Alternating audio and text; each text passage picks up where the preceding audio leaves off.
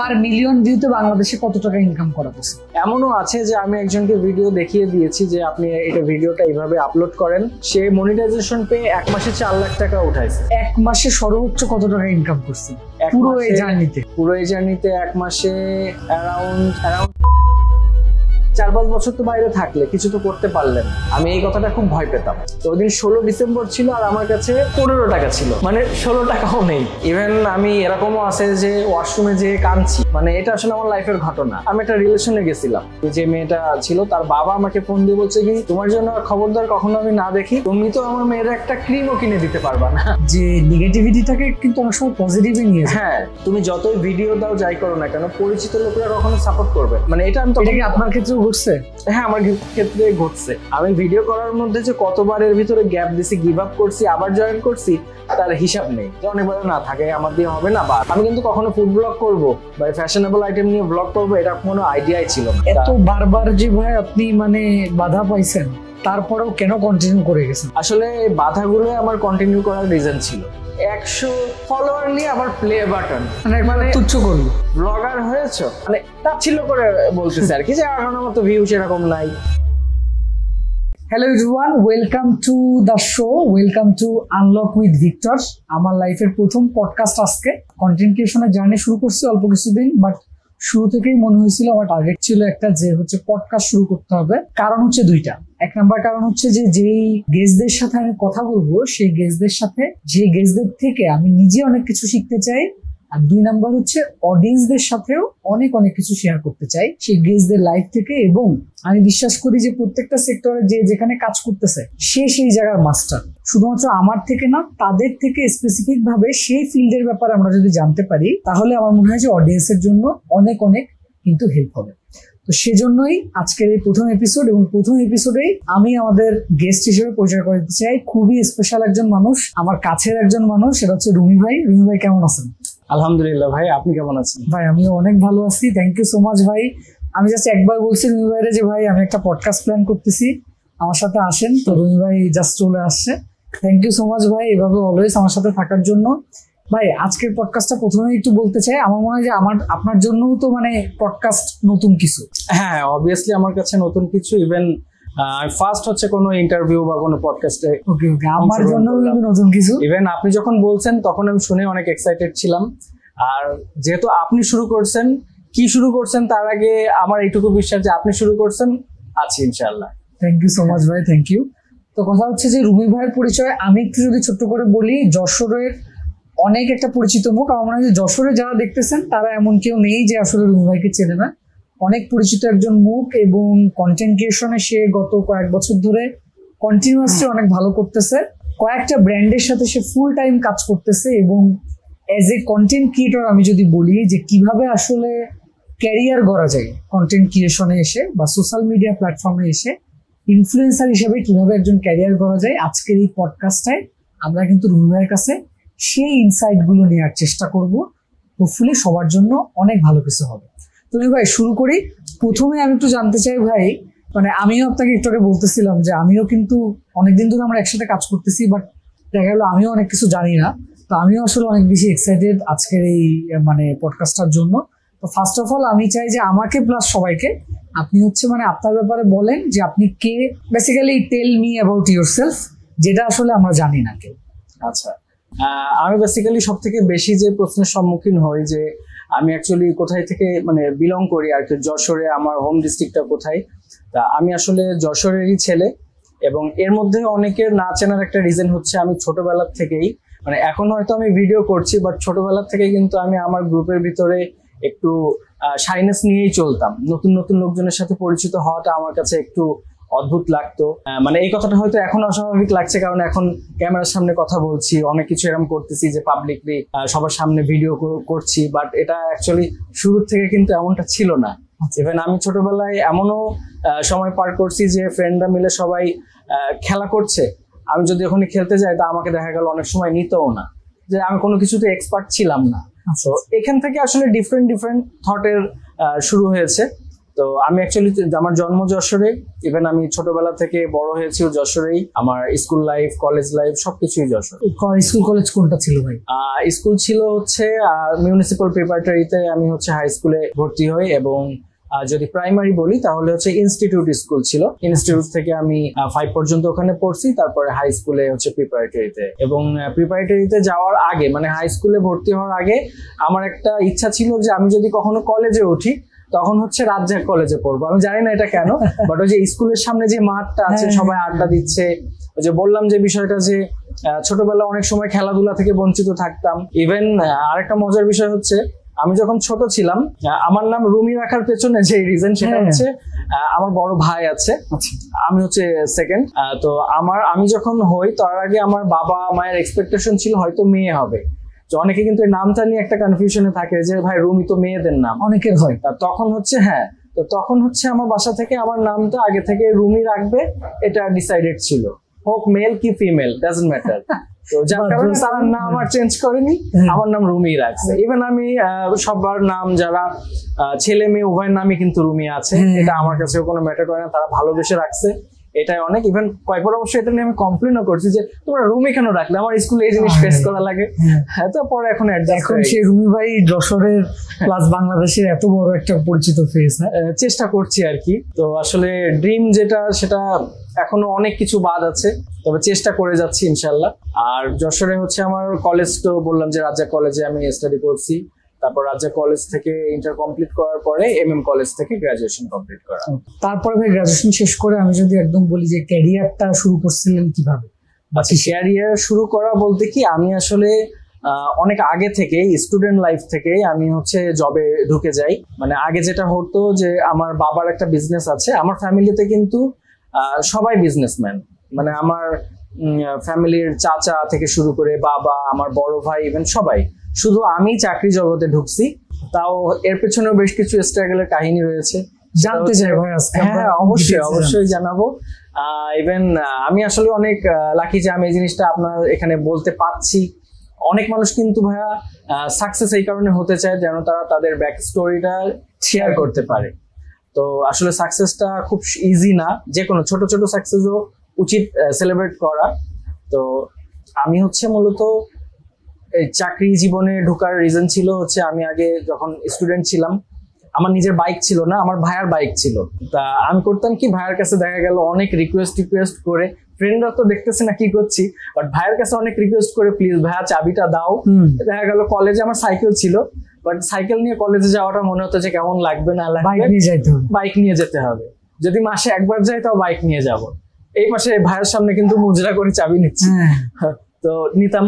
এবার pocket money যেটা ছিল সেটা হচ্ছে বাবার দোকানে ম্যানেজার ছিল, ম্যানেজারের কাছ থেকে হচ্ছে পকেট মানি নিতাম। তো এবার বাবা অনেক সময় দেখা গেল কোন একটা কাজ দিছে, বাট আমি সেটা অ্যাভয়েড করছি। অনেক সময় হতো আমার বাবা আবার প্রচন্ড রাগী, ইভেন আমি এখনো পর্যন্ত আমার বাবাকে অনেক ভয় পাই।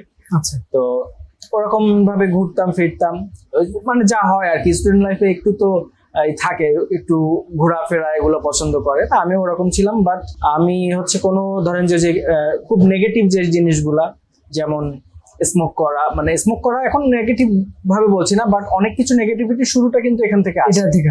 তো আমি লাইফে স্মোক করাটাও কোনো সময় ফ্রেন্ড সার্কেল করলে আমি সাহস পাইনি, আমার বাবার ভয়। তো ওইটা আলহামদুলিল্লাহ এখন আমাকে অনেক পজিটিভ একটা লাইফ দিয়েছে। তো আমি এখন সেটার জন্য মানে অনেক শুকরিয়া আদায় করি যে যাক কোনো না কোনো রিজনে আমি এটা অ্যাভয়েড করছি। তখন ওরকম বিভিন্ন দেখা গেল আড্ডা দিতাম, টাইম নষ্ট করতাম আর কি। তা আমার বাবা আমাকে বকা দিয়েছিল যে আর কখনো ভাইয়ের কাছ থেকে গাড়ির চাবিও নিবি না, আর হচ্ছে দোকান থেকে আর কোনো সময় যেন টাকা নিবা না, তোমার পকেট মানি টোটালি বন্ধ। আচ্ছা, তোমার কোনো কাজ বললে বা আদার্স যেগুলো থাকে তুমি অ্যাভয়েড করো, কিছুদিন থাকো, বোঝো কেমন লাগে। আমার আবার ছোটবেলা থেকে ভাই একটা মানে এটা পজিটিভ নেগেটিভ কিভাবে নিবেন জানি না, বাট কেউ কিছু বললে নেগেটিভ ভাবে যদি কেউ বলে তা আমার সেটা আসলে অনেক লেগে যায়। আমি মনে করি যে এটা সবার উচিত যে একটা নেগেটিভ জিনিস যদি কেউ বলে সেটা লাগানো এইভাবে যে সেটা রিভেঞ্জ নিব না, আমি একটা কিছু ভালো করে দেখাবো, সেই উদ্দেশ্যে সবার উঠে দাঁড়ানো উচিত। আমাকে যখন বলছে তারপরে আমি এটা ভাই আমি হচ্ছে এর আগের দিন মানে একজনকে বলতেছিলাম যে নেগেটিভিটিটাকে কিন্তু অনেক সময় পজিটিভে নিয়ে যায়। হ্যাঁ, আবার অনেকে দেখেনি যে দেখা গেল যে প্রেম করছে, ছেঁকা খাইছে, দেবদাস হয়ে গেছে, জীবন শেষ, আর অনেকে ওইটারে না আমি ছেঁকে খাইছি আমার এখন বডি বিল্ড করতে হবে বা আমি একটা কিছু লাইফে করে দেখাবো। সো দ্যাটস দ্য ডিফারেন্স আর কি। মানে আমার আপনি এই সেকেন্ড মাস্টার আরেকটা জিনিস বলি, আমি যখন কলেজ লাইফে ছিলাম আমি একটা রিলেশনে গেছিলাম। আচ্ছা, তা আমার হচ্ছে রিলেশনে গেছিলাম, তাও আমি মনে করেন যে খুব ভীতু টাইপের ছেলে। আমি হচ্ছে দেখা গেল ওই ফোনে কথা বলছি বা কিছু, কিন্তু সরাসরি দেখা করব এই জিনিসটা আমি খুব মানে ভয় পেতাম যে যদি কোনোভাবে জিনিসটা লোকজন দেখে ভাববে কি হবে। বললাম যে একটা শাইনেস কাজ করতো। তা তখন হচ্ছে আমার একদিন তার বাবা, যে মেয়েটা ছিল তার বাবা আমাকে ফোন দিয়ে বলছে কি, তোমার জন্য আর খবরদার কখনো আমি না দেখি, তুমি তো আমার মেয়ের একটা ক্রিমও কিনে দিতে পারবা না। তো এটা ছিল একটা ঘটনা, জেদ আসে, ওখান থেকে একটা জেদ আসে। তো মানে সেটা অনেক পুরোনো ঘটনা যদিও, কিন্তু রিসেন্ট আমি কিন্তু ক্রিমেরও অ্যাড দিয়েছি, এটা একটা মজার বিষয়। তো যাই হোক, যেখানে ছিলাম আর কি, তারপরে বাবা যখন বললো যে তুমি আর কখনো যেন হচ্ছে দোকান থেকে টাকা নিবা না, তোমার পকেট মানি ক্লোজ, ভাইয়ের কাছ থেকে আমার ভাইকে বকে দিছে যে ওকে আর যেন বাইকের চাবি তুই দিবি না, ও কিছুদিন থাকুক, বুঝুক লাইফটা এত সহজ না। তা এটা বলছে। অন্যান্য ছেলে বা ফ্রেন্ড সার্কেলের মধ্যে অনেকে আছে যারা বাবারা বকে, ও 2 দিন পরে আবার যায়, আবার ঠিক করে। বাট আমার ভেতরে একটা জেদ ছিল যে না ঠিক আছে, যেহেতু বলছে আমি একটা কিছু চেষ্টা করে দেখি। তা আমি লাইফে কোনো সময় কোনো চাকরির ইন্টারভিউতেও যাইনি। আচ্ছা, তা তখন আমি বাসায় রয়েছি, পকেট মানি ক্লোজ, বাইরে বের হতেও ইচ্ছা লাগে না। স্টুডেন্ট লাইফে পকেট মানি থাকেই অল্প, তার ভিতরে দেখা গেল যদি বন্ধ থাকে, বাবা জেদ করে দিছে যে যেন আমি তার কাছে যে আমার ভুলটা স্বীকার করি বা করি। বাট আমি সেটা করি না, যে ঠিক আছে যেহেতু এখন বলছে আমার উচিত যে কিছু একটা ভালো করে দেখানো। ইভেন মানে এমন টাইপের ছিলাম যে গ্লাসে পানিও আমার মাই ঢেলে দিত আমাকে। তো এটা আসলে আমার একটু ওভারকাম করা উচিত ছিল। যা হয় ভালোর জন্যই হয়। দেন আমি বাসায় কিছুদিন রয়েছি, এবার আমার একটা ফ্রেন্ড হঠাৎ আমাকে ফোন দিল যে একটা শোরুমের জন্য অ্যাকাউন্টেন্ট লাগবে মোবাইলের। দেন এখানে সার্কুলার দিছে, বাট আমি একা যে সিভি দিব আমার কিরম যেন একটা লাগতেছে, তুই আমার সাথে চল। বলছি যে একটা সিভি জমা দিবা, তা আবার আমার যাওয়া লাগবে কেন? বলছে কি যে না, তুমি দরকার হলে তুমিও দাও, আমরা একসাথে যাই। এবার আমার মা আমাকে ছোটবেলা থেকেই সাপোর্ট করে অনেক সবকিছুতেই। ইভেন এখনো পর্যন্ত যদি রাত আমি 12টা পর্যন্ত বাইরে থাকি, আমার বাবা বা মা আমাকে ফোন দিবে না। মানে তাদের এইটুকু বিশ্বাস আছে যে আমি কোনো নেগেটিভ কিছুর সাথে থাকবো না। অথচ আমার বড় ভাইয়া যদি রাত 10টার পরেও বাইরে থাকে, এখনো পর্যন্ত ভাই তুই কোথায় আছিস, বাসায় আয় আগে। তখন যে সিভি জমা দেওয়ার জন্য যাবে, দেন আমার মাও আমাকে বললো কি যে তুই তাহলে একটা জবের জন্য ট্রাই কর না, জব তো না ভালো লাগলে কুইট করাই যাচ্ছে, তুই একটা জবের সিভি দে, অ্যাটলিস্ট এইটা ফেস কর যে ইন্টারভিউটা কেমন হয়, এটার জন্য এক্সপিরিয়েন্স পারপাসই তুই হচ্ছে সিভিটা দে। তো আমি চিন্তা করলাম যে আচ্ছা ঠিক আছে। তারপর একটা সিভি তৈরি করলাম। সিভি তৈরি করে আমার সেই ফ্রেন্ডের সাথে যে আমি সেই শপে সিভিটা দিয়ে আসছি। এবার সিভি দেওয়ার পরে বেশ কিছুদিন কোনো খোঁজ খবর নাই, মানে তখন আসলে সিভি কালেকশন চলছে। এর বেশ কিছুদিন পরে জাস্ট আমাকে কল দিছে যে আপনার আজকে এরকম একটা টাইমে আপনার ইন্টারভিউ হবে, আপনি প্রিপেয়ার হয়ে এই সময়ের মধ্যে চলে আসবেন। বাট তখন আমি ছিলাম হচ্ছে আমার একটা ইংলিশের একটা কোর্স করছিলাম। দেন আমি হচ্ছে টাইমলি অ্যাটেন্ড করতে পারবো না, আমার মনে হলো মানে বাধা আসতেছে আর কি। এবার আমার সেই ফ্রেন্ডকে ফোন দিছি যে হচ্ছে আমার তো ওখান থেকে কল দিছে, তোমার কখন যেতে বলছে? বলছে আমার কাছে তো কলই আসেনি। অথচ অ্যাকচুয়ালি চাকরিটা কিন্তু তার নিড ছিল, তার নিডও ছিল। আমার তো দেখা গেল নিজের পকেট মানির জন্য, বাট তার ফ্যামিলি পারপাস বা সবকিছু মিলাই তার জবের দরকার। তো আমি হচ্ছে তারপর ওখানে যাব, দেখলাম যে আমি পৌঁছাতে ক্লাস শেষ করে পৌঁছাতে গিয়ে অলমোস্ট হচ্ছে ইন্টারভিউ টাইমটা শেষ হয়ে গেছে। আমি শোরুমে যাওয়ার আগে দেখি কি যে ওখানে অলরেডি ইন্টারভিউ দিয়ে সবাই বের হয়ে যাচ্ছে। আমি বুঝলাম যে আমার হবে না। দেন আমার একটা বড় ভাই ছিল পরিচিত, সে আমাকে অনেক সাপোর্ট করতো। সে বললো কি যে তো তুই এরকম বাদ দেওয়ার দরকার নেই, আমি একটা ফোন দিয়ে দেখি। সে ফোন দিয়ে আমাকে বললো কি যে ও তো একটা কারণে, আমি বড় ভাই বলছি, সে তো একটা কারণে অ্যাটেন্ড করতে পারিনি, এখন করণীয় কি আছে, যেহেতু আপনাদের একটা টাইম মেনটেনের ব্যাপার। তা পরবর্তীতে ওনারা বললো যে আচ্ছা আপনার সন্ধ্যার সময় দেখা করে। দেন সন্ধ্যার সময় গেলাম, এবং সন্ধ্যার সময় যাওয়ার পর তখন অলরেডি ইন্টারভিউ ডান। আর আমি যাওয়ার পরে আমার হচ্ছে আলাদাভাবে ইন্টারভিউ নিল যে আপনি কি করেন, আপনি কি হচ্ছে আগে জব করছেন কোথাও বা এইসব বেসিক কোশ্চেন। তো একদম আমি তো ধরেন যে জব করতে গেছি বা ইন্টারভিউ দিতে গেছি, আমার এরকম না যে চাকরি করাই লাগবে। আমাকে যা যা জিজ্ঞাসা করছে আমি জাস্ট ক্যাজুয়াল ভাবে সেগুলো অ্যান্সার দিচ্ছি যে না আগে আমি কখনো জব করিনি, আগে জব করিনি। তা জব দরকার কেন, আপনার বাবা কি করে? এবার আমি তখন আমার বাবার বিজনেস সম্পর্কে বললাম। তখন মোটামুটি আমার বাবার বিজনেস সবাই কম বেশি চেনে, ইভেন যে ইন্টারভিউ নিচ্ছিল তার ফ্রেন্ডও সাথে ছিল, উনি আমার বাবাকে খুব ভালোভাবে চিনে। উনি তখন পানি খাচ্ছে, আমি বাবার পরিচয় দেওয়ার পরে উনি পানি মুখে দিয়ে বলছে স্টপ, এবার পানিটা ফেলে দিয়ে বলতেছে কি যে তোমার বাবাকে বড় ভাইকে তো আমি চিনি, তারা তো অলরেডি তুমি যে চাকরির ইন্টারভিউ দিতে আসছো তার থেকে ডবল বেতন দিয়ে 3-4 জন লোক হচ্ছে তোমাদের ওখানে শপে তারা কাজ করতেছে, তাহলে তুমি এখানে আসছো, তুমি কি অ্যাকচুয়ালি অরিজিনাল পরিচয় এটা? আমি বললাম যে জি এটা অরিজিনাল পরিচয়, ওটা আমার বড় ভাই আর ওটা হচ্ছে আমার বাবা। বলছে তাহলে তো আপনি কাজ করতে পারবেন না। বললাম যে কেন? বলছেন না আপনি তো তাহলে এতদিন সেরকম কষ্টের কাজও করেননি। আমি বললাম যে না আমি পারবো। তো বললো ঠিক আছে, মানে ওনারা একটু কনফিউশনে ছিল যে আমি ফেক বলছি কি অ্যাকচুয়াল বলতেছি। দেন আমাকে বললো ঠিক আছে আমাদের তরফ থেকে ওকে আপনি একটুখানি ভাবেন, আমরা আপনাকে কালকে জানাবো। Okay fine. এবার আমার বাবা আমাকে বকা দিছে, বাট বড় ভাইয়ের সাথে তো সম্পর্ক ঠিকই আছে। এখন আমি ইন্টারভিউটা দিয়ে ফার্স্ট ইন্টারভিউ দিয়ে আমি প্রথমে আসলাম হচ্ছে আমাদের শপে আসলাম, যে আমি আমার বাবার সাথে কথা বলবো দেখি যে আমার শপের সামনে গাড়ি রাখা রয়েছে, আমার যে ইন্টারভিউয়ার ছিল ওনার, হ্যাঁ ওনার গাড়ি রাখা। দেন আমি যে দেখি আমার ভাইয়ের সাথে কথা বলতেছে, কথা বলে ওনারা হচ্ছে বের হলো। এবার আমি বের হওয়ার সময় আমাকে বলছে কি আমাদের তরফ থেকে ওকে, আপনি নিজে একটু ভাবেন যে আপনি চাকরি করবেন কিনা, ঠিক আছে? আমি বললাম ঠিক আছে আমি জানাই দিব। এবার আমার ভাইয়ের কাছে আসলাম, এসে বললাম যে ওনারা এখানে আসছিল, বললো যে আব্বুর কাছে জিজ্ঞাসা করছে যে আপনার ছেলে জবের জন্য গেছে আপনি জানেন কিনা। এবার আমার বাবা তো রেগে রয়েছে আমার উপর, সে বলতেছে কি যে ও কোনোদিন এক গ্লাস পানিও ঢেলে খায়নি, বাজারও করে খায়নি, ঠিক আছে? এখন ওই কথা শুনে উনি বুঝতে পারছে যে এখান থেকে পজিটিভ কোনো অ্যান্সার পাবো না। আর বড় ভাইয়ের কাছে জিজ্ঞাসা করছে যে একজন তো গ্রান্টার লাগবে, তো বললো কি যে আপনি কি আপনার ভাইয়ের গ্রান্টার হবেন, সে কি করতে পারবে? তা আমার ভাইয়া বললো যে ও যদি নিজে থেকে যেয়ে থাকে তাহলে ও পারবে, আমি ওর গ্রান্টার হওয়ার জন্য রাজি আছি। তা এই হচ্ছে আমার জবের লাইফ শুরু। দেন পরের দিন থেকে আমি জয়েন করলাম। ইভেন প্রথম জবে যখন আমি ফার্স্টে লাঞ্চের আগ পর্যন্ত যখন আমি দেখাচ্ছে আমাকে 1 by 1, দেন আমি তখন মানে লাঞ্চ আমি অপেক্ষায় আছি যে কখন লাঞ্চের ছুটি দিবে, আমি বাড়ি যেয়ে ফোন অফ করে দিব। মনে হচ্ছে আমার যে বড় বড় খাতা, মানে তখন ওনারা হচ্ছে একটু আগের সিস্টেমে ফলো করতো, যেটা হয় হ্যাঁ সফটওয়্যার তারপরে আসছে, বাট ওনারা হচ্ছে আগের খাতাপত্র হিসাব করতো। তা আমি দেখে আমার মাথা ঘুরতেছিল প্রথমে খুব, চিন্তা করলাম যে লাঞ্চ টাইম দিক একবার আমি যাই বাড়ি। বাড়ি যাওয়ার পরে ইভেন আমার মা আবার আমাকে মোটিভেট করছে, বলছে কি যে কর, কোনো না কোনো জায়গায় তো কিছু করা লাগবে, তো এগুলো এক্সপিরিয়েন্স লাইফের। দেন আমরা তারপরে লাঞ্চ টাইমে একটু রিল্যাক্সড হলাম, শাওয়ার নিলাম, তারপরে গেলাম। এই হচ্ছে আমার জার্নি শুরু। তারপরে আপনার হচ্ছে আমি যদি বলি কন্টেন্ট ক্রিয়েশনের জার্নিটা মানে কিভাবে আসা বা এর পিছনের, আচ্ছা কন্টেন্ট ক্রিয়েশনেরটা আমি কখনো লাইফে ভাবতে পারিনি যে কন্টেন্ট ক্রিয়েশনটা কখনো অ্যাজ এ প্রফেশন আমি নিব, বাট এটা শুরুটা আসলে এভাবে ছিল। আমি যখন স্কুলে ছিলাম তখনও আমি হচ্ছে টাকা জমায়, পকেট মানি জমিয়ে, ওই যে MP4 ছিল আগে, MP3 প্লেয়ার, MP4, MP5 এরকম বেশ কিছু ডিভাইস ছিল। তা আমি হচ্ছে আমার একটা ফ্রেন্ডের কাছ থেকে একটা সেকেন্ড হ্যান্ড ডিভাইস কিনছিলাম, ওটাতে হচ্ছে MP3 প্লেয়ার, MP4 আর মেবি MP5 বলতো এটাকে, মানে অনেক আগে তো আসলে ভাই জেনজি জেনারেশন যারা শুনতেছে তারা হয়তো মনে করতেছে যে এরা কোন আমলের।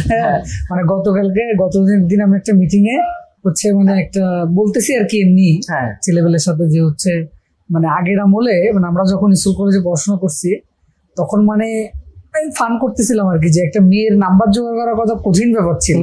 আর এখন তো ভাই ফেসবুক আছে, হোয়াটসঅ্যাপ আছে, অটো হাই দিলাম, যদি না হলো তা হাই কি ব্লক সামনে তো না, ঠিক আছে। তার আগের আমল ছিল যে চিঠি দেওয়া দিই, তো ওই আমলে আমরা যেমন চিন্তা করতাম যে কেমন ছিল, তো এখন যারা এই যে MP4 বা MP3 কথা শুনে তারা হয়তো ভাবে যে কাহিনী মানে আর কি জিনিস। ঠিক আছে ভাই, তো যেখানে ছিলাম তা হচ্ছে আপনার MP4 কিনে তখন আমরা ফ্রেন্ডরা মিলে ফটোশুট করতাম, ভিডিও করার আগ্রহ আমার তখন থেকেই ছিল।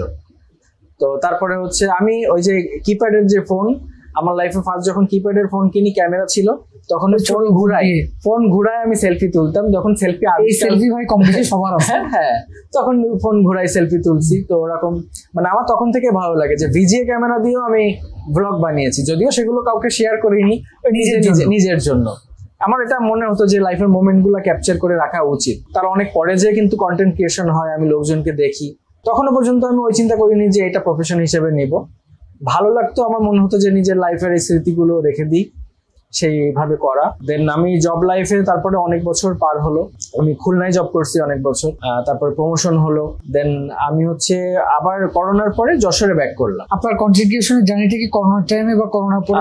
করোনার পরে, করোনার সময় যদি শুরু করতাম তাহলে হয়তো আরো ভালো হতো। তখন তো অনেক হ্যাঁ, করোনার সময় তো সবাই। কত সালে টু বি স্পেসিফিক, মানে আপনার কন্ট্রিবিউশন? করোনার পরে। আচ্ছা আচ্ছা, করোনার পরে। করোনার সময় আমি একটা ব্রেক নিয়েছিলাম। মানে আসলে মানে করোনার আগে আর কি। আমি যখন খুলনায় জব করি, অলমোস্ট আমি 15 সাল থেকে কিন্তু জবে আছি। যখন আমার ফ্রেন্ড সার্কেল কলেজে আড্ডা দেয়, আমাকে বলতো যে তুই আমাদের সাথে আড্ডায় আসিস না কেন? আমি তখন কাজে। ইভেন আমি এরকমও আছে যে ওয়াশরুমে যে কাঁদছি, মানে এটা আসলে আমার লাইফের ঘটনা। যে বিকালবেলা বাইরে মানে কাজ করতেছি শোরুমে, বাইরে তাকায় দেখতেছি যে এই বিকালগুলো আমার লাইফ থেকে চলে যাচ্ছে। এগুলো আসলে খুব মানে ইমোশনাল একটা বিষয়। এখন কি মনে হয় ভাই, মানে এখন আসলে ভাই ওই দিনগুলোর কথা মনে করে যে আপনি? অবশ্যই মনে পড়ে। ওই দিনগুলো আমি কখনোই ভুলবো না, কারণ ওই সময় আমার ফ্রেন্ডরা আড্ডা দিচ্ছে। এখন হয়তো অনেকেই বিভিন্ন জবে আছে বা কেউ এখনো পর্যন্ত বেকার আছে, তো এগুলো থাকবে। বাট লাইফের আসলে প্রত্যেকটা মোমেন্ট এনজয় করা উচিত। তবে আমার লাইফে যে স্ট্রাগল গুলো করছি, তা আমার মনে হয় যে কষ্ট করে হলেও আমি সেটা অনেকটাই পেয়েছি, যে সেই মোমেন্ট গুলো পেয়েছি। আমি সবসময় একটা জিনিস চিন্তা করতাম যে যখন মানুষ রিটায়ারমেন্টে যায় বা খুব কাজের মধ্যে থাকে, আমি তখন আগে থেকে কাজ করব যেন ওই টাইমটা আমি লাইফটা একটু হলেও এনজয় করতে পারি, এই মোমেন্ট গুলো আমি ফেরত পাই। তখন আমি যে জানালা দিয়ে বাইরে তাকিয়ে চিন্তা করতাম যে বিকেলগুলো জীবন থেকে চলে যাচ্ছে, কলেজ লাইফ বা এইটা তো আমি আর ফিরে পাবো না। ফ্রেন্ডরা ফোন দিত, অনেক ফ্রেন্ড আমাকে অ্যাভয়েড করা শুরু করলো, যেহেতু আমি খুলনায় চলে গেছিলাম, সবসময় কাজে থাকে। তা আমি আসতাম, এসে আমার ফ্রেন্ডদেরকে ট্রিট দিতাম, আমি নিজে ট্রিট দিতাম। আমার এটা ভালো লাগে যে হচ্ছে সবাই একসাথে হব। আর তখন স্টুডেন্ট লাইফে কি মানে সবাই মিলে টাকা একসাথে খাওয়া দাওয়া হয়। বাট আমি যেহেতু জব করি, ওটা যদি বন্ধু বান্ধবের ভালো লাগে তা সেটা করব। তো ওই কারণে দেখা গেল ফ্রেন্ডরাও অনেকে আছে কিন্তু এটা যে আমাদের এই কারণে প্রায়োরিটি দেয়, আবার অনেকে আছে এই কারণে দেয় না। সবার সাথে মোটামুটি মিশছি। আর দেন হচ্ছে আসতাম সবাই একসাথে, প্রত্যেক সপ্তাহে শুক্রবারে ছুটি থাকতো, যশোরে আসতাম, আবার খুলনায় চলে যেতাম, সারা সপ্তাহ কাজ করতাম। তা করোনার আগে আমি রিজাইন দিই আমার জব থেকে, যে আমি তারপরে একটা বিজনেস শুরু করব।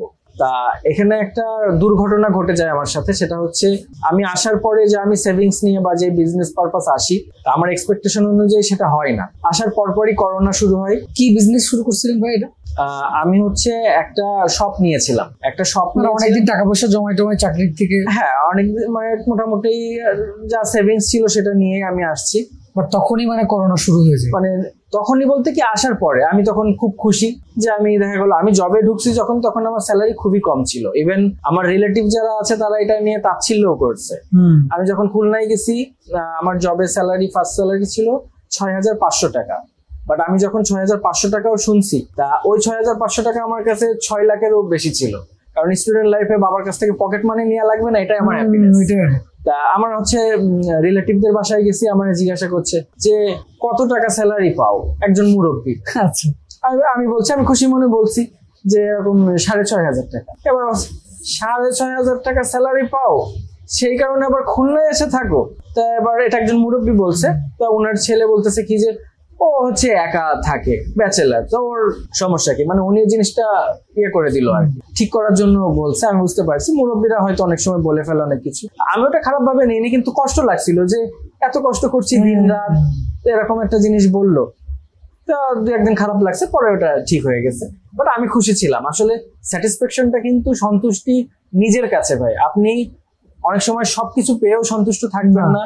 আর আপনি যদি মনে করেন যে 6,500 টাকার যে খুশিটা, আমার মনে হয় যে ভাই এটা এখনকার 60,000 টাকারও মানে সমান। না না, ওইটা আসলে মানে প্রথম জব, মানে আমি নিজে আর্ন করতেছি কষ্ট করে, মানে তারপরে বিষয়টা মানে এই একটা জিনিসটা ভাই আমি ফিল করি। মানে দেখেন যে ছোটবেলায় যখন আমাদের ওই যে কথার কথা ধরেন যে প্রথম যখন একটা টিভি আসলো বাড়িতে, ঠিক আছে, ওইটা কিন্তু একটা ফিলিংস আলাদা। হ্যাঁ, ছোট টিভি, সাদা কালো টিভি, এটা ফিলিংস আলাদা। কিন্তু এখন দেখা গেল এত বড় টিভি আছে, সেই ফিলটা আসবে। ওই ফিলটা কিন্তু আমি হচ্ছে যখন ফার্স্ট আমার বাইক কিনি, আমি ফার্স্ট বাইক কিনি এরকম অনেকবার হয়েছে। আচ্ছা, যখন ওই যে 6,500 টাকা জব করতাম, তখন আমার একটাই ড্রিম ছিল যে আমি একটা বাইক কিনবো। যেহেতু ওই যে বাবা বলছে যে ভাইয়ের কাছ থেকে বাইকের চাবি নিবা না, এখন দুইটা টার্গেট লাইফে, যে এই দুইটা হলে মনে হচ্ছে লাইফ সাকসেস।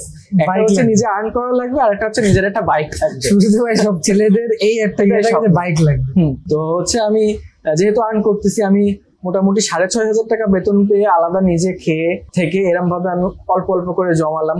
তো অলমোস্ট হচ্ছে আমার 40,000 টাকা মতো জমাইছিলাম আর কি, বেশ কয়েক মাস চাকরি করার পরে, কিংবা অলমোস্ট 1 বছর চাকরি করার পরে জমাইছি। এবার আমার একজন পরিচিত, আমার তখন হতো কি যে হাতে টাকা থাকতো, কেউ যদি আমার কাছে বলে যে আমি একটা বিপদে পড়ছি, আমার 500 টাকা পাঠাও, আমার 2,000 টাকা দাও, 3,000 টাকা দাও, আমি দিতাম। বলছে আছে তো, দিয়ে দেবে আবার, মানে ফেরত পেতাম না কারোর কাছে। বাট ওই দেখতাম যে একটা জিনিস কি, একটা মানুষ যদি 500 টাকা আপনার কাছ থেকে ধার নিয়ে পরে যোগাযোগ বিচ্ছিন্ন করে দেয় বা কিছু, এর মানে কি হচ্ছে সেই মানুষটার মূল্যই কিন্তু 500 টাকা ছিল। খুব দামি একটা কথা বলছেন ভাই। ওর মূল্যটাই 500 টাকা, ও 500 টাকায় নিজের অরিজিনাল রূপটা আপনাকে দেখালো। ঠিক আছে, তখন আমি ভাবতাম যে তাহলে এই মানুষটার মূল্য 500 টাকাই ছিল, ফাইন, 500 টাকায় তাহলে চিনলাম, আমি সেই পারপাসে। এই জায়গাটা ভাই আমার কাছে মানে রিসেন্ট কয়েকটা ঘটনায় মনে হয়েছে কি, যে ধার টার না চাইলে ভাই দানই করে দিতে হবে, বাট ধার দিলে দেখছি যে সম্পর্ক থাকে না। হ্যাঁ, দেখা গেল যে ঘুরে ফিরে ও কথা বলতেছে না, বা দেখা যাচ্ছে যে আপনি ওর কাছে, মানে আপনার কাছে উল্টো টাকা পাই। হ্যাঁ, একটা ভাই, হ্যাঁ, ব্যবহারটা এরকম হয়ে, ব্যবহারটা এরকম। আমি তখন দেখলাম যে বাহ, টাকা দিয়ে বেশ মানুষ চিনাও যাচ্ছে এক একজনের, তো ফাইন। তখন আমার কাছে যে যেরকম বলতো ওরকম, আমি মাঝে ঢাকায় ছিলাম, ঢাকায় থাকা অবস্থায় আমার কাছে ফ্রেন্ডরা ওরকম বলছে, দিছি। ও দেখি কি যে দেওয়ার পর মনে হয় যে সে নিখোঁজ হয়ে গেছে দুনিয়া থেকে। তো বাইক কেনার বিষয়ে ছিলাম, তা আমি 40,000 টাকা জমালাম, আমাকে একজন 10,000 টাকা আমার কাছ থেকে হচ্ছে ধার চাইছে, যে হচ্ছে 10,000 টাকা দাও, আমি কয়েকদিন পরে দিয়ে দিই। এবার আমি সে বাইক দেখার জন্য গিয়েছি, সেদিন আমার টাকাটা দেওয়ার কথা। একটা হচ্ছে 80, একটা ছোট গাড়ি ছিল, ডায়াং 80। তা ওই গাড়িটা দেখলাম, তখন আমার ফ্রেন্ড সার্কেল অলরেডি ধরেন যে ভালো ভালো বাইক, পালসার বা এসব গাড়ি অ্যাভেলেবেল চালাচ্ছে, বাট আমার কাছে তার থেকে মূল্যবান ছিল যে ওই গাড়িটা, যে ওই গাড়িটা যদি আমার হয় অ্যাটলিস্ট আমার সাইকেল চালানো লাগবে না, আমি বাইক নিয়ে ঘুরবো, আমার একটা নিজের শান্তি। তাই এবার সেটা আমি ফোন দিলাম, দেখি কি যে সে যেখানে জব করতো সেখান থেকে টোটালি রিজাইন দিয়ে সে মানে নিখোঁজ। হ্যাঁ, সেই টাকা আর পাবো না। তো ওই বাইকটা আমি একদম কনফার্ম যে ভাই আমি নিবো, দাঁড়ান আমি কল দিচ্ছি। ফোনে পেলাম না, সে মানে টোটালি আর হলো না, সে টাকাটাও দিতে পারলো না। চোখের সামনেতে বাইকটা যখন নিয়ে যাচ্ছিল আমার যে এত খারাপ লাগতেছিল, বাট কিছু করার নেই, জাস্ট 10,000 টাকার জন্য আমি কিনতে পারলাম না। তো তারপরে আমি আবার সেটা বাইকটা নেওয়ার জন্য আমি যশোরে আসছিলাম। আচ্ছা আচ্ছা, তা হলো না, আমি আবার পরের দিন ডিউটিতে ব্যাক করলাম, দেন তারপরে আবার কাজ করছি, মন একটু খারাপ যে হলো না। এভাবে আরো বেশ কয়েক বছর হয়ে গেল, পরে কোনো কারণে কেনা হয়নি আর কি, যে একবারে পরে কিনবো, এবার একটু ভালোটা নিবো। তো অ্যাকচুয়ালি আমাদের লাইফে ছোট ছোট দুর্ঘটনা যা হয় হয়তো পরবর্তীতে ভালো কিছুর জন্যই হয়, আমরা তো নেগেটিভটা সামনে আসে ওইটাই দেখি। দেন তারপরে করোনার আগে আর কি, যখন আমি রিজাইন দিলাম মোটামুটি টাকা পয়সা কিছু গুছিয়ে, যে আমি এসে একটা বিজনেস করবেন। জি, এবার আমি আসার পরে একটা শপ নিলাম, শপে হচ্ছে অ্যাডভান্স দেওয়া লাগলো, মোটামুটি সেট আপ করলাম। আমার আবার মানুষকে সাজানো গোছানো এই জিনিসগুলোর প্রতি একটা আলাদা ফ্যাসিনেশন ছিল, তো ভালো লাগতো এগুলো। দেন আমি হচ্ছে চিন্তা করলাম কি আমি একটা জেন্টস পার্লার দিব। আচ্ছা, তো জেন্টস পার্লার দিব, তো ফার্স্টে পার্লার না দিয়ে ফার্স্টে চিন্তা করি যে পার্লারের আগে কি থাকে, সেলুন থাকে, যে সেলুন পারপাস একটা করি, যে দেখি কেমন হয়। ইভেন আমার ট্যাটু করাও ভালো লাগতো, বাট আমাদের এটা ধর্মে নিষিদ্ধ বিধায় আমি পরে ওটা টোটালি বাদ দিয়েছি। দেন আমি হচ্ছে নিলাম। এবার আমি নেওয়ার পরে যেই শুরু করব, এই হয়ে গেল লকডাউন।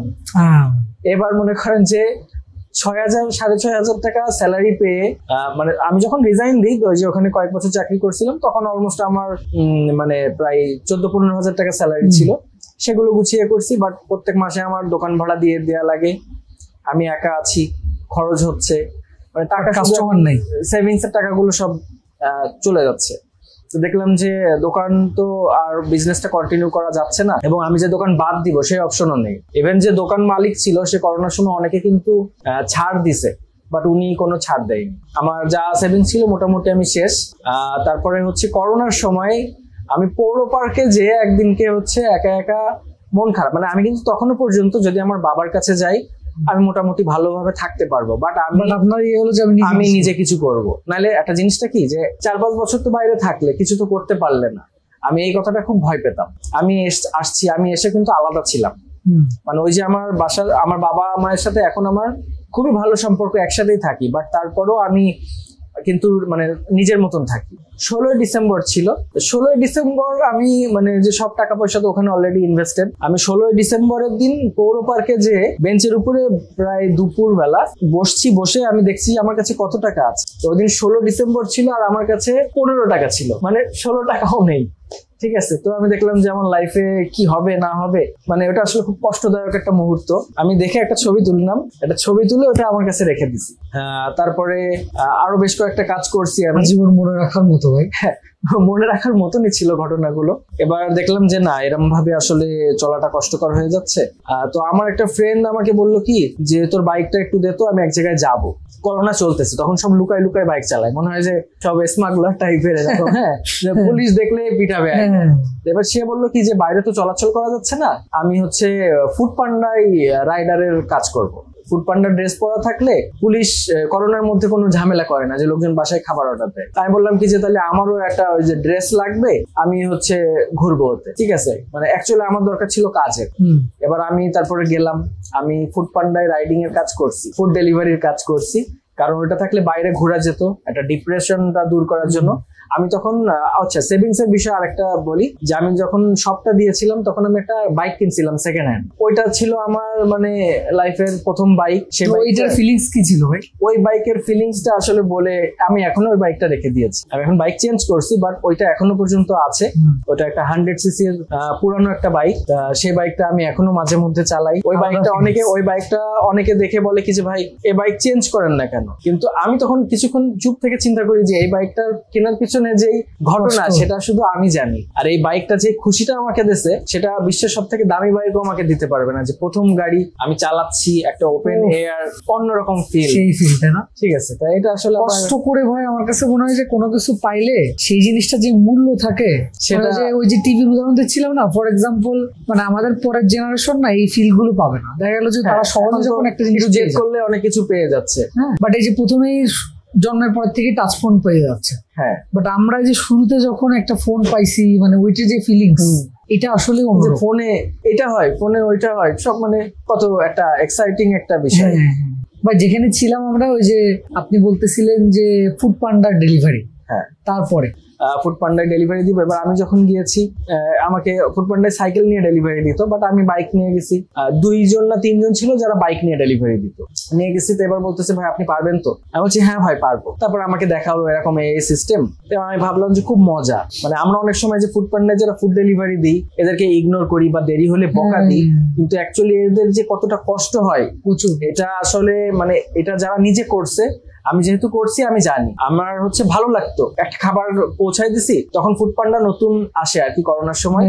তো অনেকে দেখা গেল ফ্যামিলি নিয়ে অপেক্ষা করতেছে যে কি অনলাইনে অর্ডার দিলাম, খাবার বাড়ি কিভাবে পৌঁছাবে। আমি গিয়ে বাহ, পিৎজা, বার্গার, ইভেন অনেক ফ্যামিলি আছে যারা ফার্স্ট পিৎজা বার্গার তখন খেয়েছে, তো ভালো লাগতো। আবার বেশ কয়েক জায়গায় এরকমও আছে যে যারা হচ্ছে মানে ব্যবহার খারাপ, আমি চিনি না বা জানি না, আমার সাথে দেখা হয়নি, ফোন দিয়ে ভাইয়া কি ব্যাপার, কতক্ষণ লাগবে, বুঝলাম না, কি কাজ করেন এরকম টাইপের। একবার এরকম ঘটনা ঘটছিল যে আমার হচ্ছে একটা অর্ডার আসছিল বেশ কয়েকটা বার্গারের, কোনো কারণে যদি আমি অর্ডারটা ডেলিভারি না দিই সেক্ষেত্রে ওই পুরো অ্যামাউন্টটা হচ্ছে রাইডারের কাছ থেকে কেটে নেওয়া হতো যদি নিজে ক্যান্সেল করে বা টাইমে দিতে না পারে। তা আমাকে বলছে, এবার তার হচ্ছে 7তলার উপরে সে থাকে, সে আমাকে বলতেছে যে ভাই খাবারটা নিয়ে আসো, নিয়ে এসে উপরে দিয়ে যাও। আমার থেকে জুনিয়র একটা ছেলে, সে হচ্ছে মানে রাইডারকে তাচ্ছিল্য করে আর কি বলতেছে যে দিয়ে যাও।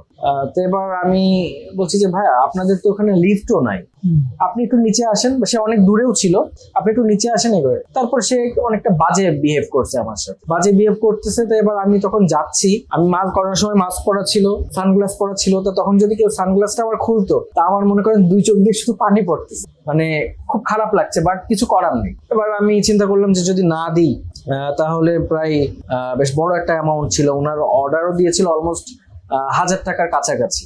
এবার আমি গেলাম, তো ওনার ব্যবহারের কারণে আমি বললাম যে ঠিক আছে ভাই আমি এটা পারবো না, আমার দ্বারা সম্ভব না। মানে আমি চিন্তা ভাবনা করেই ফেলছিলাম যে মানে আসলে যে কথা, আমি তো কোনো দোষ করিনি, তাহলে আমার এটা খারাপ কথা কেন বলবো। এবার সে আমাকে বাজেভাবেই বলছে, দেন আমি ওটা অ্যাভয়েড করে চলে আসি। তখন হচ্ছে ফুড পান্ডার মানে ওদের ডিসপ্যাচ থেকে আমাকে নক করছে যে ভাই আপনি ফুডটা ডেলিভারি দিচ্ছেন না কেন। বলছি ভাই আপনাদের পলিসি কি এরকম কিছু নাই যে একটা আপনাদের যে রাইডার আছে বা যে ফুড ডেলিভারি দিবে তার সাথে যদি মিসবিহেভ করে বা তাকে একটা কোনো স্ল্যাং ইউজ করে সেক্ষেত্রে কোনো ব্যবস্থা? তারা বললো কি যে ওইটা নিয়ে আমরা কাজ করছি, মানে অ্যাকচুয়ালি ওইটা নিয়ে তা বলছে কি আপনি ওইটা দেন, না হলে আপনার রাইডারের এটা ক্যান্সেল হয়ে যাবে। দেন অনেক কষ্ট লাগলো, খারাপ লাগলো, সেই অবস্থায় গিয়েও আমি ওটা দিয়ে আসলাম। তো তখন চিন্তা করলাম যে আসলে মানুষের সময়ের কাছে অনেক সময় যে বলে না মানুষের কয়েকবার হার মানতে হয়, সময়ের কাছে হার মানা, টাকার কাছে হার মানা, তখন আমি ওটা দিয়ে আসলাম। আমার খুব খারাপ লাগছিল। পরে আল্লাহর রহমতে হচ্ছে আপনার করোনা শেষ হলো, কিন্তু আমার এই করোনা শেষ হতে হতে আমাকেও অলমোস্ট শেষ করে দিল, কারণ আমার যা যা সেভিংস তখন আসলে সার্ভাইভ করাটাই মেন কাজ ছিল। করোনা বহু মানুষের জীবন লুটপাট করে। হ্যাঁ, তখন হচ্ছে করোনার সময় আসলে অনেকে কন্টেন্ট ক্রিয়েশন শুরু করছে, অনেকে ভালো করছে, কিন্তু আমার তখন আসলে সিচুয়েশনটা এরকম ছিল না যে আমি তখন ভিডিও করব। ইভেন একবার হচ্ছে এমন হয়েছে, কিভাবে মাথায় আসলো যে আমি ভিডিও করে আচ্ছা ছাড়বো? এবার আমি যেখান থেকে মূলত ডিজাইন দিয়েছিলাম সেখানে আমার অনেক সুনাম ছিল, আমার ক্যাশের দায়িত্ব ছিল। তো আল্লাহর রহমতে সেই দায়িত্বটা আমি এভাবে পালন করতে পারছি যে ওখানে যারা যারা জব করছে সবার থেকে আমার রেকর্ড ভালো, যে কখনো ওখানে 1 টাকারও অমিল পাওয়া যায়নি। তা সেই বসই আমাকে হচ্ছে নক করলো যে আপনি কি আবার জয়েন করবেন, আমাদের যশোরের একটা ব্রাঞ্চ আছে, এখানে আপনি যদি জয়েন করতে চান তাহলে আপনি ইনভাইটেড, আপনি চাইলে করতে পারেন। তখন আমার চিন্তা করলাম যে যেহেতু অপরচুনিটি রয়েছে আমি আবার জয়েন করি। তখন কিন্তু অলরেডি আমি আরেক দিক থেকে টোটালি নিঃস্ব, শুধু আমার অ্যাসেট হিসেবে বাইকটা আছে। আচ্ছা, দেন জয়েন করলাম। এখানে জয়েন হওয়ার পরে আমার কাজটা ছিল অ্যাকাউন্টস প্লাস হচ্ছে অডিট। তো এটা একটা প্রাইভেট ফার্ম ছিল, 4টা ব্র্যান্ডের ডিলার। তো তাদের যশোর, নড়াইল, মাগুরা 3টা জেলার ভিতরে হচ্ছে অডিট অফিসার হিসেবে নিয়োগ ছিল। মোটামুটি ভালো জব ছিল, স্যালারিটা ভালো ছিল। আমি দেন জয়েন করলাম। তারপরে মোটামুটি অনেক কিছু চেঞ্জেস হলো। এবার আমি তো করোনাতে দেখলাম যে লাইফটা আসলে আরো অনেক কঠিন, ইভেন যে কোনো সময় যে কোনো জিনিস হয়ে যেতে পারে। করোনা তো সারা বিশ্বকে বন্ধ করে রাখছে, যেটা কখনো কেউ ভাবতেই পারিনি যে এরকম হবে কখনো। দেন তারপরে চেষ্টা করলাম যে না, কিছু করা লাগবে। তা এই যে জয়েন করার পরে দেন অডিট পারপাস আমাকে বিভিন্ন জায়গায় ট্রাভেল করা লাগতো, নতুন নতুন জায়গায় যেতাম। এর আগে পর্যন্ত কিন্তু আমি একা যে জব করছি, খুলনায় ছিলাম, যশোর ছিলাম, খুলনা যশোর, আর কোথাও তেমন যাওয়া হয়নি। কয়েকবার ঢাকায় গিয়েছি। দেন আমার যশোর, নড়াইল, মাগুরাতে যখন বিভিন্ন জায়গায় যেতাম, যেসব জায়গায় এটা মূলত মোবাইল কোম্পানি ছিল, যার কারণে মোবাইলের যতগুলা শোরুম আছে সেই শোরুম গুলাতে আমার অডিট করা লাগতো। দেন আমি সেখানে যেয়ে তাদের সাথে কথা বলতাম। এবার যাওয়া আসার পথে আমার একটা জিনিসের ক্রেজ ছিল, সেটা হচ্ছে নতুন জায়গা এক্সপ্লোর করা, ওই জায়গাটা ভিডিও করতাম। এবার আমার সাথে আরেকটা কলিগ ছিল, সে মূলত হচ্ছে এসআর ছিল, এবং সে আমাকে অনেকটা মোটিভেট করছে। এবং আমার নিজের ভালো লাগতো, ক্যামেরাম্যান হিসেবে তো একজন লাগে। এবার আমি ছবি টবি তুলতাম, আমার যেহেতু অনেক আগে থেকে এগুলো ভালো লাগতো, ছবি টবি মোটামুটি ভালো তুলতে পারতাম, মোবাইল থেকেই তুলতাম। দেন ভিডিও তারপর টুকিটাকি করা হলো, ফান করতে করতে ভিডিও করা হলো। এবং শীতে যখন আমরা গেছি, শীতে হচ্ছে আমার ফার্স্ট এগুলো কি ভিডিও আপনি তখন মানে কোনো পেজ খুলছেন না প্রোফাইল? না, প্রোফাইলে আমি আপলোড দিতাম। মাঝে মধ্যে দেখা গেল রস খেতে গেছি, খেজুরের রস। আমার লাইফে কন্টেন্ট ক্রিয়েশনটা শুরু হয়েছে রসের ঠিলে নামে একটা ভিডিও করছিলাম আমরা। আচ্ছা, রসের ঠিলে, ওটার একটা সিরিজ বানানো হয়েছিল। মানে আমি সাপোজ রস খেতে গেছি, রস খেয়ে আমি হচ্ছে আমার একটা ফ্রেন্ডকে মেনশন করছি যে কি অবস্থায়, যে আমরা তো এসে রস খেয়ে গেলাম, তুমি কি করছো, তুমি তো এখনো পর্যন্ত খাওনি। এবার সে তার ফিরতিতে আরেকটা ভিডিও করে তার প্রোফাইলে ছাড়ছে যে তুমি আগের দিন খেয়েছো, আজকে দেখো আমরা খাচ্ছি। এইটা একটা জাস্ট ফান হিসেবে ভিডিও করা। তো রসের ঠিলে থেকে আমরা ওই জিনিসটা দেখলাম যে লোকজন বেশ মজা পাচ্ছে, ফানি ভিডিও টাইপের ছিল। তা ওইটা করার পরে দেন অনেকে ভিডিওর পছন্দ করছে, এবং ক্যামেরার সামনে ফেস নিয়ে আসাতে অনেকটা আমরা কিন্তু খুব ইজিলি বলে দিই যে ভিডিও করব, বাট ক্যামেরার সামনে কথা বলা, যখন আপনার দিকে দুইটা পাবলিক প্লেসে দুইজন আপনার দিকে তাকিয়ে আছে এবং আপনি ভিডিও করতেছেন, এটা আসলে খুবই একটা মানে কঠিন কাজ। এখনো পর্যন্ত আমার অনেক সিচুয়েশন ওরকম লাগে। তারপরে ভিডিও বিভিন্ন পারপাস করলাম। এবার আমার একটা ফ্রেন্ড আছে যে ঢাকায় মোটো ব্লগিং করে, অলমোস্ট তার অনেক ফলোয়ার। সে আমার হচ্ছে কে বললো যে তোমার প্রোফাইলে তো দেখলাম যে টুকিটাকি ভিডিও, তুমি একটা পেজ খুলে ভিডিও করো। বললাম যে পেজ না, আমি প্রোফাইলেই করবো। প্রোফাইলে নর্মালি ভিডিও প্রথম ছাড়তাম, টুকিটাকি ভিউ হতো না। স্টোরি দিলে কিন্তু, স্টোরি শেয়ার করি যখন আমরা ফেসবুকে, তখন কিন্তু দেখি যে 50 জন দেখছে, 2 জন রিয়াক্ট করছে। সে আমাকে একটা কথা বলছে যে তুমি যতই ভিডিও দাও, যাই করো না কেন, পরিচিত লোকরা কখনো সাপোর্ট করবে না। এটা আমি আপনার ক্ষেত্রেও ঘটছে? হ্যাঁ, আমার ক্ষেত্রে ঘটছে। ইভেন এখনো পর্যন্ত আমার যারা অডিয়েন্স যারা আছে, আমার পেজে যারা ফলোয়ার্স আছে, তাদের সাথে আমার আগে তো কখনো দেখা হয়নি, বাট তারা মন থেকে একটা ভালোবাসা দেয়। কোনোদিনও দেখা হয়নি, কমেন্ট করে, এটা যে কত বড় পাওয়া। যারা আপনার হয়তো ক্লোজ, আমার যারা ক্লোজ আছে, ইভেন আমি পেজ খোলার পরে যখন টুকিটাকি ভিডিও দেওয়া শুরু করি, বিভিন্ন জায়গায় যাই, ফানি ভিডিও দিতাম যে 2-3 জন মিলে একটা ফান করবো, একটা জায়গায় যাব ভিডিও। আমি তখনও জব করি। এখন সমস্যা হয় কি যে আমি জব করি শুক্রবারে বা ছুটির দিন যখন, তখন আমি একটা ভিডিও বানাবো। এখন আমি আমার 2-3টা ফ্রেন্ডকে বা হচ্ছে ক্লোজ যারা আছে তাদেরকে বলছি যে ফ্রাইডেতে আমরা ভিডিও করব। তখন তো আমার কোনো ভিউ নেই, তেমন কোনো অডিয়েন্স নাই। ঠিক আছে যাব, আমি 6 দিন ধরে অপেক্ষা করতেছি যে শুক্রবারে যাব, বাট শুক্রবারে দেখা গেল ফোন দিয়েছি, আজকে ভালো লাগতেছে না, আজকে এক জায়গায় বেড়াতে যাচ্ছি, মানে আমার মনে হলো যে আবার স্বপ্নগুলো ভেঙে যাচ্ছে। আমি ভিডিও করার মধ্যে যে কতবার এর ভিতরে গ্যাপ দিছি, গিভ আপ করছি, আবার জয়েন করছি, তার হিসাব নেই। যে অনেকবার না থাকে আমার দিয়ে হবে না, বাদ। আমি কিন্তু কখনো ফুড ব্লগ করবো বা ফ্যাশনেবল আইটেম নিয়ে ব্লগ করবো, এটা কোনো আইডিয়াই ছিল না। এত বারবার যে ভাই আপনি মানে বাধা পাইছেন, তারপরেও কেন কন্টিনিউ করে গেছেন? আসলে বাধাগুলো আমার কন্টিনিউ করার রিজন ছিল, যখন দেখছি যে আসলে মানুষের কাছে কি এগুলোর কারণেই মানুষ মূল্যায়ন করে। পরিচিত লোকজনের কাছ থেকে যখন একটা খারাপ কিছু আসে, তখন আসলে এটা মানে এক্সপেকটেশনের বাইরে চলে যায় যে এটা কিভাবে সম্ভব। এই যে আমরা দেখি যে এ আমার ক্ষতি করছে, সে আমার ক্ষতি করছে, যে বাংলা অনেকে বলে যে আমাকে কাছের মানুষ এ বাস দিছে, ঠিক আছে, মানে কথার কথা। এটা কিন্তু আসলে কাছের মানুষ দেয়, কারণ কি আমরা তারে সেই সুযোগটা দিই। অপরিচিত লোক আপনার ক্ষতি করতে পারবে না, কারণ তাকে আপনি কাছে আনবেনই না। খুব সুন্দর কথা, ঠিক আছে, আপনি কাছে আনবেন যাদের, তারাই আপন, আর তাদের কাছে আপনার ক্ষতি করবে, ঠিক আছে। তো তারপরে ভাই আপনি কি তখন ততদিন পেজ খুলে ফেললেন? আমি তারপরে পেজ খুললাম, বাট আমি প্রোফাইলে আপলোড দিতাম। তা প্রোফাইলে আপলোড দিতাম তো দেখতাম কি যে প্রোফাইলে ভিউ হচ্ছে, বাট লোকজনের রিয়াকশন তেমন একটা নেই, বা হচ্ছে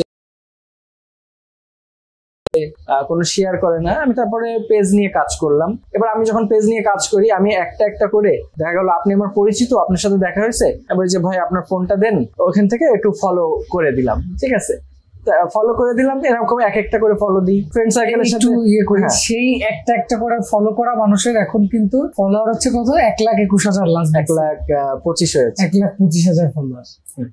তো ফার্স্টে ওরকম একটা একটা করে এমনও আছে যে একটা ফ্রেন্ড, আমরা যখন ফলোয়ার 10টা 12টা বা 20টা থাকে, তখন কিন্তু প্রতিদিন দেখি যে বেড়েছে কিনা, কিন্তু তখন বাড়ে না, আসলে বাড়ে না। কেউ পরিচিত লোকদের কাছে যত ইনভাইটেশন দেবেন না কেন, তা হয় না। এবার আমি পরিচিত যাদের পাই, অনেকে ফোন দিতে চায় না, আমি জোরও করি না, দেখা গেল ফ্রেন্ডদের বলছি। এবার তখন তো দেখা যায় যে আমার 5টা ফলোয়ার কে কে আছে। এরকমও আছে যে ফ্রেন্ডদের দেখে ফলো দিয়ে গেলাম, বাড়ি এসে আনফলো করে দিছে। হ্যাঁ, পছন্দ নাই হতে পারে, বাট অ্যাকচুয়ালি যে ফলো যে বিষয়টা, এটা কিন্তু সবাই সবাইকে সাপোর্ট করতে পারে চাইলে। অনেকেই আছে যারা কন্টেন্ট ক্রিয়েশনে আসছে, একজন আর একজনকে যদি সাপোর্ট করে, এতে তাদের কোনো আর্থিক ক্ষতি না, কোনো শারীরিক ক্ষতি না। এটা কোনো প্রোডাক্ট না, সাপোর্ট। এটা কোনো প্রোডাক্ট না যে একটা দোকান থেকে কিনলে পাশের দোকান থেকে আর কিনবে না। একটা মানুষ 2টা লোককে সাপোর্ট দিতে পারে তার ভিডিও ওয়াচ করে, একটা কমেন্ট করে, একটা লাইক করে, বাট সেটা লোকজন করে না যে ওর ভালো হবে। এটা অ্যাকচুয়ালি মানে কষ্টদায়ক হলেও সত্য যে আমরা খুবই হিংসাত্মক একটা মনোভাব নিয়ে চলি, যার কারণে আমরা নিজেরাই বাধাগ্রস্ত হয়ে থাকি। তারপরে ভাই এই যে ফার্স্ট আপনার কোন ভিডিওটা অনেক বেশি ভিউ পাইলো, এক কথায় আমরা যেটা বলি যে ভাইরাল হয়ে গেল, বা অনেক বেশি ফলোয়ার আসা শুরু করলো? এবার হচ্ছে আমার মূলত যে ফার্স্টে যেটা একটা একটা করে ফলোয়ার বাড়ানোর বিষয় ছিল, একটা একটা করে ফলোয়ার দিতাম। ফার্স্ট যে 100 ফলোয়ার হলো, আমার আবার হচ্ছে ওই যে প্লে বাটন, এগুলো খুব ভালো লাগতো। যদিও ফেসবুক থেকে কোনো প্লে বাটন দেয় না, বাট আমি হচ্ছে একটা কাস্টম একটা প্লে বাটন তৈরি করলাম যে 100 ফলোয়ার্স এর। হ্যাঁ, আমি মানে সারাদিন সময় নিয়ে ওইটা কালার করলাম, স্টিকার মেরে সিলভার নিজে বানালাম। মানে আমার কাছে তো ভালো লাগতেছে আমার কাজটা। আপনি যেই কাজই করেন, যদি এনজয় না করেন, নিজের কাছে ভালো না লাগে, সেটা দিয়ে আসলে ওঠা সম্ভব না। তো আমি হচ্ছে একটা প্লে বাটন বানালাম, সেটা ছবি তুলে আপলোড দিছি। পরের দিন আমি যখন অফিসে গেছি, আমার এক কলিগ আমাকে দেখে বলতেছে 100 ফলোয়ার নিয়ে আবার প্লে বাটন, মানে তুচ্ছ করলো। আমার সামনে বসে এসে মানে তুচ্ছ করে আমারে বললো। তা মানে আমার তখন খুব কষ্ট লাগলো যে অনেকে আমাকে মোটিভেট করছে। আমার সেই বাড়িতে ওই প্লে বাটনটা দেখে মনে হচ্ছে কি আসলে সোনার তৈরি একটা প্লে বাটন আমি রেখেছি।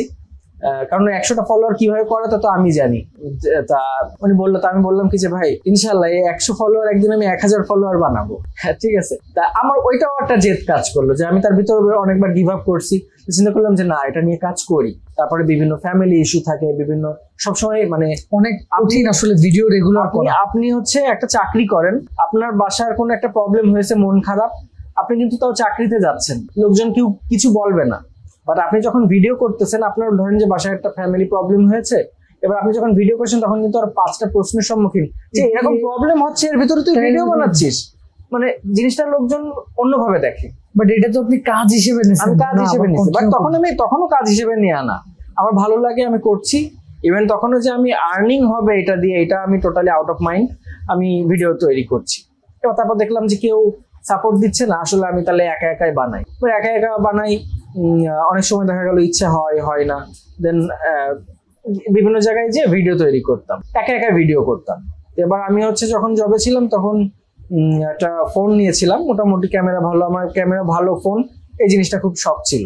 এবার সেটা দিয়ে আমি ভিডিও করলাম, বিভিন্ন জায়গায় ভিডিও করি, টুকিটাকি ভিউ হয় না, লাইভ করতাম।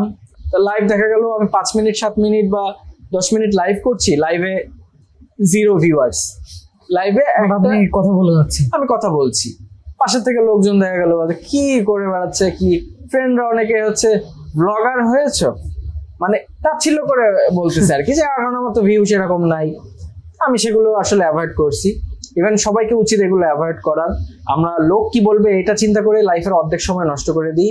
বাট বিলিভ মি ভাই, কারো সেই সময় নেই যে আপনারা নিয়ে পড়ে থাকবে, আর যারা থাকবে তারা কোনো কাজেরই না, ওদের বাদ দেন, নিজের স্বপ্নের দিকে এগোন। কারণ আপনি বিশ্বের সব থেকে ভালো ব্যক্তি যে ছিল তারও হেটার্স আছে, তার মানে আপনি কখনোই কাউকে সন্তুষ্ট পুরোপুরি করতে পারবেন না।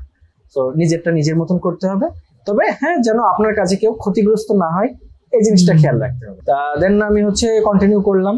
আমার যশোরে হচ্ছে বিকে সিটি তখন নতুন ওপেনিং হয়, এবার বিকে সিটি নিয়ে আমি একটা ভিডিও করছিলাম। তা ওই ভিডিওটা করার পরে হচ্ছে ভিডিও করে আমি বাসায় আসছি, আপলোড, ওটা আমি এডিটিং করছিলাম অলমোস্ট মনে হয় 2 দিন না 3 দিন বসে। তখন আমি এডিটিংটা অত একটা ভালো পারি না, আমি শিখতেছি, করছি। আমি ভিডিও করা, ভিডিওর সামনে থাকা, ইভেন হচ্ছে আপনার এডিটিং সব আমি নিজেই করতাম, আমার ভালো লাগতো আর কি। মানে যেটা মানুষের প্যাশন থাকে সেটা আসলে রাত জেগে কাজ করলে খারাপ লাগে না, আর যেটা মানুষের অপছন্দ সেটা দিনের বেলাও আপনার ভালো লাগবে না। তা আমি হচ্ছে ওটা এডিট করে আপলোড করলাম।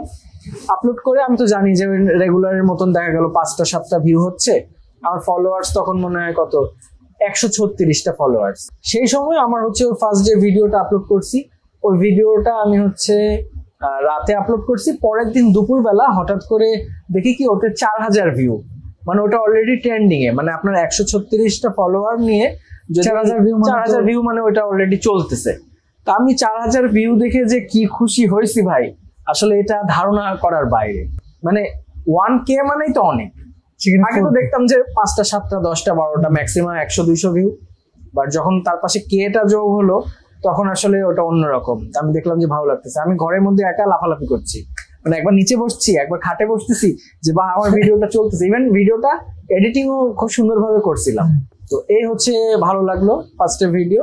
এবার আমি চিন্তা করলাম যে না, আমি কয়েকটা কন্টিনিউ ভিডিও করি। দেন আমি একা একা বেশ কিছু ভিডিও শুরু করলাম। তারপরে মোটামুটি একটা ভিডিও যখন ভালো যায়, কোয়ালিটি মেনটেন করলে ভিডিও গুলা চলে। তারপরে ভিডিও যে চলছে তা না, তারপরে ভিডিওটা আবার দেখা গেল চলেনি। আমি এরকম তারপর চিন্তা করলাম যে চলুক আর না চলুক, আমার যদি আপনার চেষ্টা করার পরে 10,000 ফলোয়ার হলো। 10,000 ফলোয়ারটা আসলে অনেক, প্রায় অলমোস্ট 7-8 মাস পার হওয়ার পর, মানে অ্যারাউন্ড 1 বছর মতো লাগছে আমার 10,000 ফলোয়ার করতে। একটা জিনিস কি যে ফার্স্টের ফলোয়ার গুলো কিন্তু খুবই কষ্ট করে হয়, অল্প অল্প করে বাড়ে। তো ওই ফার্স্টে দেখা গেল 1000 ফলোয়ার হওয়া একটা অনেক টাইমিং এর ব্যাপার। তারপর 2000 করতে টাইমে আরেকটু কম লাগবে, 3000 করতে আরেকটু কম লাগবে, এরকম ভাবে। যেমন যারা বড় বড় ইনফ্লুয়েন্সার আছেন তাদের কিন্তু দেখবেন যে 1 মিলিয়ন 2 মিলিয়ন থাকে, হঠাৎ কয়েকদিন পরে দেখা যায় যে আরো ওখানে 1 লাখ 2 লাখ ফলোয়ার বেড়ে গেছে, কারণ তখন ওরা এক্সপ্লোর করছে, তাদের ভিডিওটা অনেক মানুষের কাছে রেকমেন্ড হচ্ছে। তো ফার্স্টের গুলো কঠিন যে কোনো বিষয়ে, মানে সব থেকে হার্ডেস্ট স্টেপটাই হচ্ছে ফার্স্টের। একটা বিজনেসের ক্ষেত্রেও তো প্রথম শুরু করাটাই কিন্তু সর্বোচ্চ কঠিন।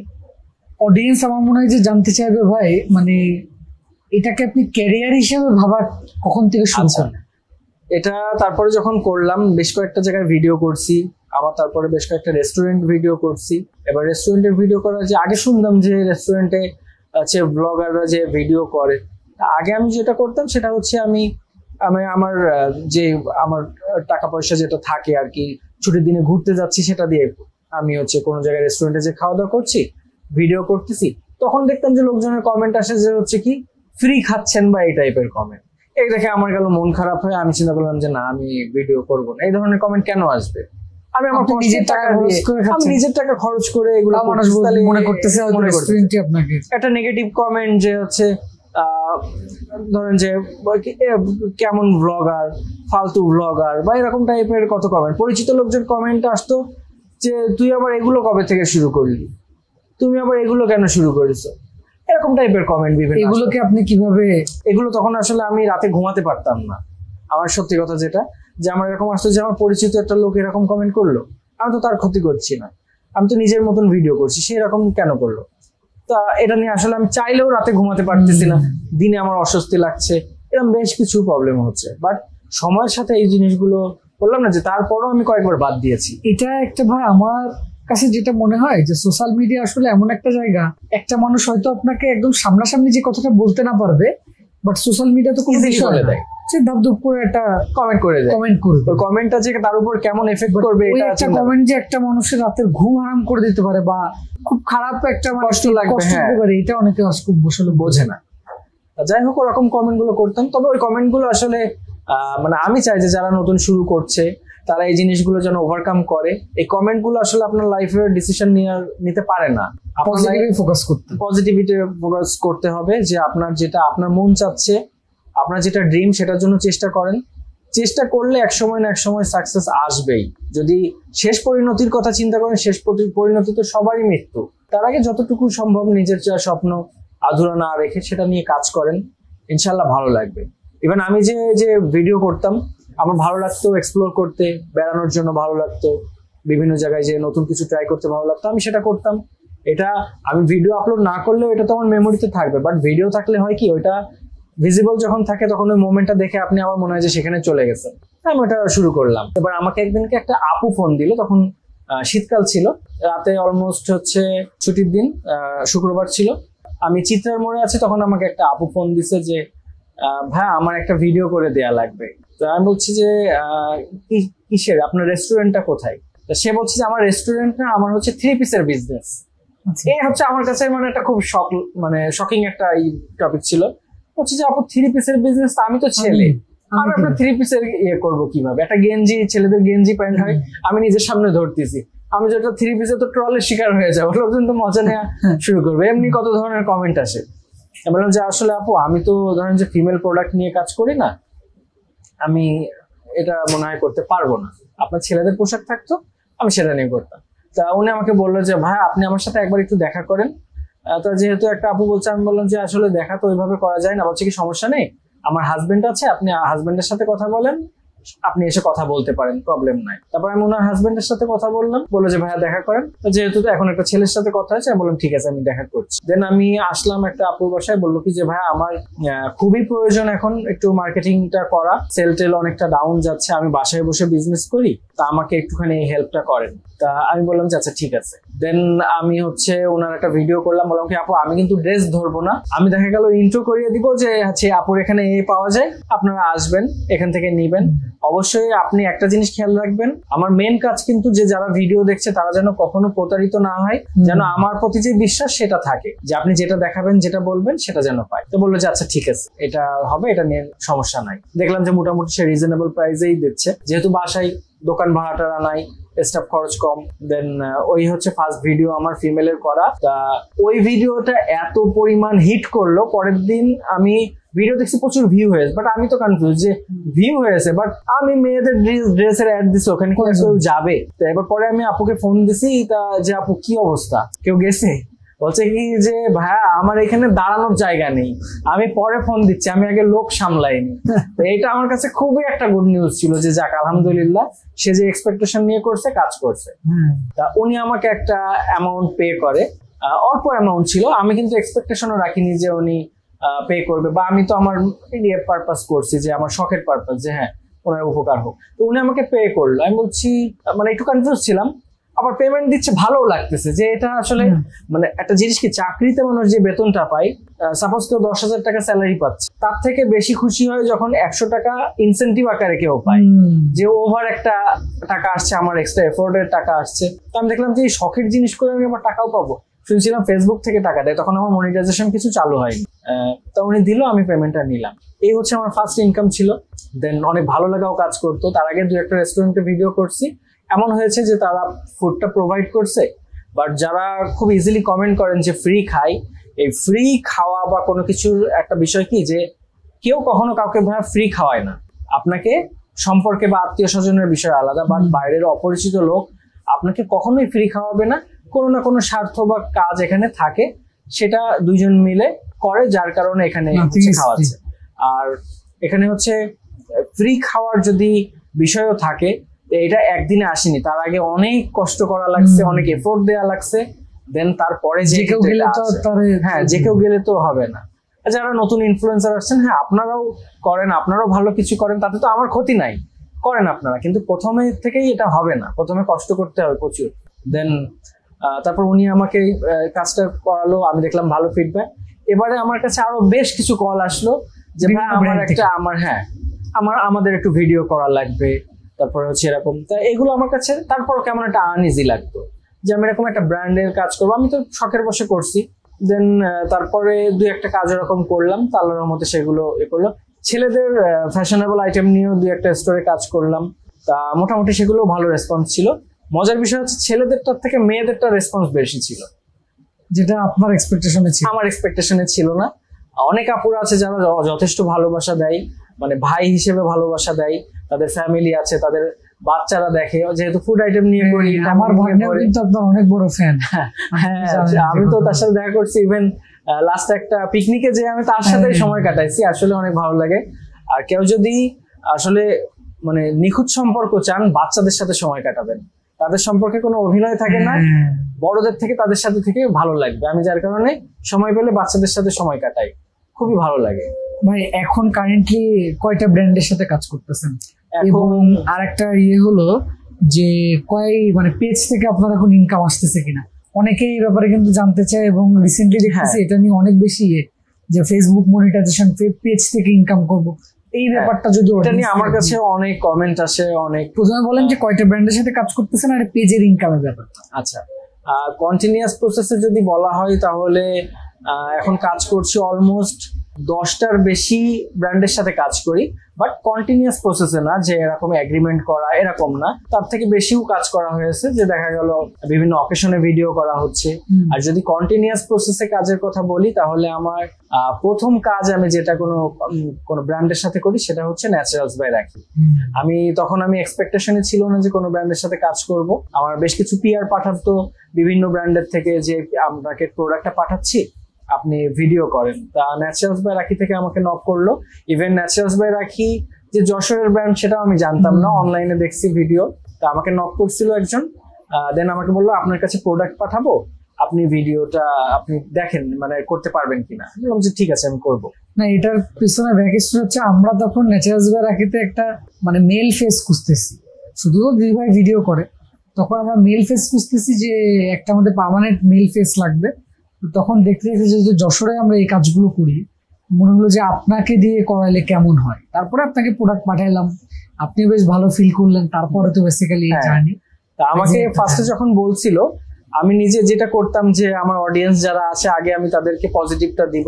তা আমি যখন সে আমাকে প্রোডাক্ট পাঠানোর কথা বলছে, আমি বলছি যে ভাই আমি প্রোডাক্টটা আগে ইউজ করবো, যদি ফিডব্যাক ভালো থাকে দেন তারপরে কিন্তু আমি ভিডিও করব। তাই এই কথাটা আমাকে যার সাথে যে কথা হয়েছিল, মেবি তারও এই জিনিসটা খুব ভালো লাগছে যে আগে নিজে ইউজ করে দেন এ করবে, যাতে অথেন্টিক ফিডব্যাক থাকে। সে খুব কনফিডেন্টলি আমাকে বলছিল ঠিক আছে ভাই আমি প্রোডাক্ট পাঠাচ্ছি, আপনি ইউজ করেন, দেন তারপরে আপনি রিভিউ দিন। যদি নেগেটিভ হয় তাহলে রিভিউ দেওয়ার প্রয়োজন নেই, আপনি নেগেটিভ দিবেন। দেন তারপরে হচ্ছে আমি বললাম ঠিক আছে।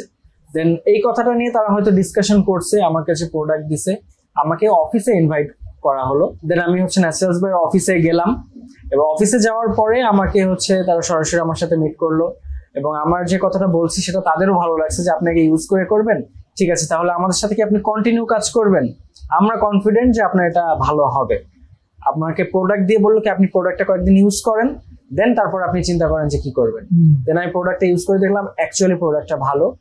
এখন প্রোডাক্টটা আসলে ন্যাচারাল প্রোডাক্ট হওয়ার কারণে এর কোনো সাইড এফেক্ট ছিল না, বেশ কিছু পজিটিভ দিক ছিল, কারণ এখন মানুষ ব্যস্ত সময়ের মধ্যে আসলে অর্গানিক প্রোডাক্টটা পাওয়াও টাফ। আমি নিজে কিছুদিন ইউজ করলাম, আমার ফ্যামিলিতে যারা আছে, বাবা মা বা আদার্স যারা আছে সবাই ইউজ করে দেখলো যে মোটামুটি ভালো অয়েলটা। তারপর আমি বললাম যে ঠিক আছে ভাই, আপনাদের সাথে কন্টিনিউ আমি কাজ করব। তারপর থেকে আমিও ব্যবহার করছি, পাশাপাশি তাদের প্রমোশনও করছি। এই হচ্ছে আমার ব্র্যান্ডের সাথে কাজ করা শুরু। ইভেন ন্যাচারালস বাই রাখি আমাকে তখন প্রপোজাল দেয় যখন আমার পেজে 5000 ফলোয়ারও হয়নি।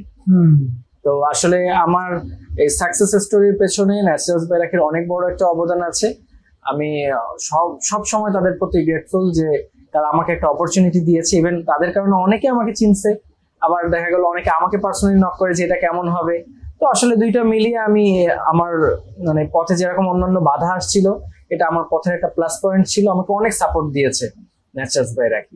দেন তারপরে আমরা আরো অন্যান্য ব্র্যান্ডের সাথে আরো দুই একটা জায়গায় কাজ করছি। এখন কয়েকটা অর্গানিক প্রোডাক্টের সাথে কাজ করছি। আমি মূলত অর্গানিক প্রোডাক্টের দিকে বেশি ফোকাস করি, যেটাতে কারোর কখনো ক্ষতি হবে না, পজিটিভ হোক আর না হোক, ক্ষতি যেন না হয়। যেরকম কথার কথা যে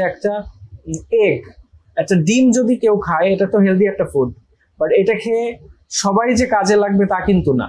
এটা একটা সহজ এক্সাম্পল দিলাম, কারণ অনেক প্রোডাক্টে অনেক দেখা গেল অনেকে বেনিফিট পায়, অনেকে পায় না, বাট এটা অ্যাটলিস্ট ক্ষতি হবে না। তো অর্গানিক প্রোডাক্টের দিকে এর জন্য আমার একটা মানে ঝোঁক ছিল আর কি। তারপর আমি এরকম করছি বেশ কয়েকটা। পেজের ইনকামের যে ব্যাপারটা, এটার ব্যাপারটা কেমন ইনকাম পসিবল বাংলাদেশ থেকে? আচ্ছা, যারা কন্টেন্ট ক্রিয়েশনে কাজ করে কত ইনকাম করা পসিবল? ইনকাম করা পসিবল এটা আসলে চাকরি জীবনে বা ধরেন অনেকে গভর্নমেন্ট জবে যায় না, আমি বলতেছি যে ভিউ হিসাবে ধরেন যে ফর এক্সাম্পল যদি মাসে মানে পার মিলিয়ন ভিউতে বাংলাদেশে কত টাকা ইনকাম করা পসিবল? পার মিলিয়ন ভিউতে যদি বলা হয় তাহলে এখন এক একটা চ্যানেল বেজ এক এক রকম আসে। অনেক সময় ভিডিও কিন্তু একটা লেন্থ থাকে, যে শর্ট ভিডিও নাকি বড় ভিডিও। এমনও আছে যে আমি একজনকে ভিডিও দেখিয়ে দিয়েছি যে আপনি এটা ভিডিওটা এইভাবে আপলোড করেন, সে মনিটাইজেশন পেয়ে 1 মাসে 4 লাখ টাকা উঠাইছে। কিন্তু রিসেন্ট গত জুন মাসের পর থেকে এটা অ্যামাউন্টটা অনেকটা কমে গেছে। আগে দেখা গেল একটা রিলসে আপনার $14-15 দিচ্ছে 1 লাখ ভিউয়ে, সেটা এখন অনেকের হচ্ছে 1 মিলিয়নেও হচ্ছে না। আবার অনেকের 1 মিলিয়নে দেখা গেল $20 হচ্ছে, $25 হচ্ছে।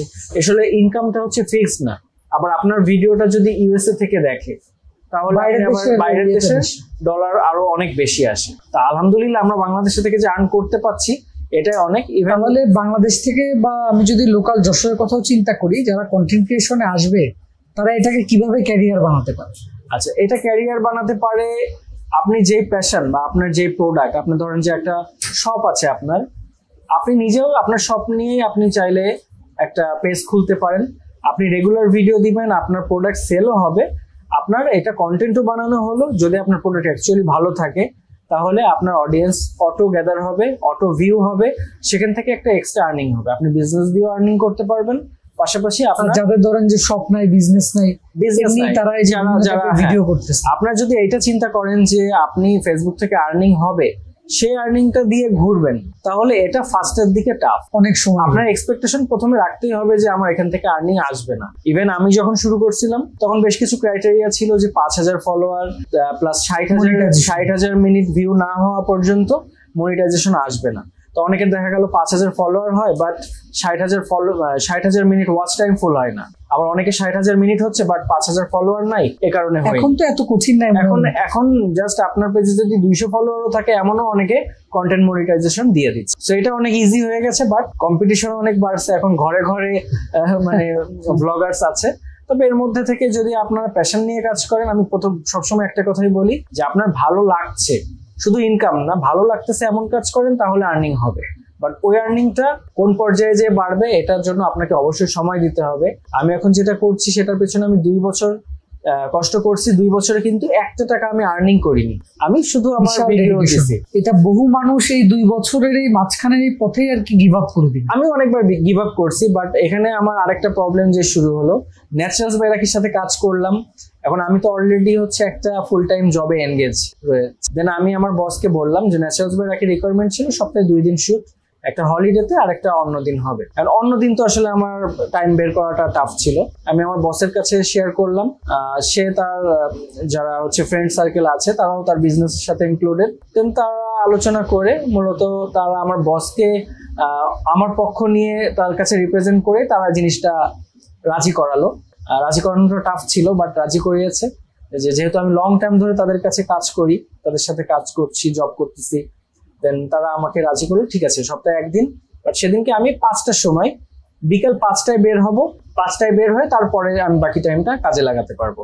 নর্মালি আমার অফিস শেষ করতে করতে রাতে প্রায় 9টা 10টাও বেজে যেত, মাঝে মধ্যে আরো লেট হতো, কিন্তু হচ্ছে তো উনি আমার 5টায় ছুটি দিত।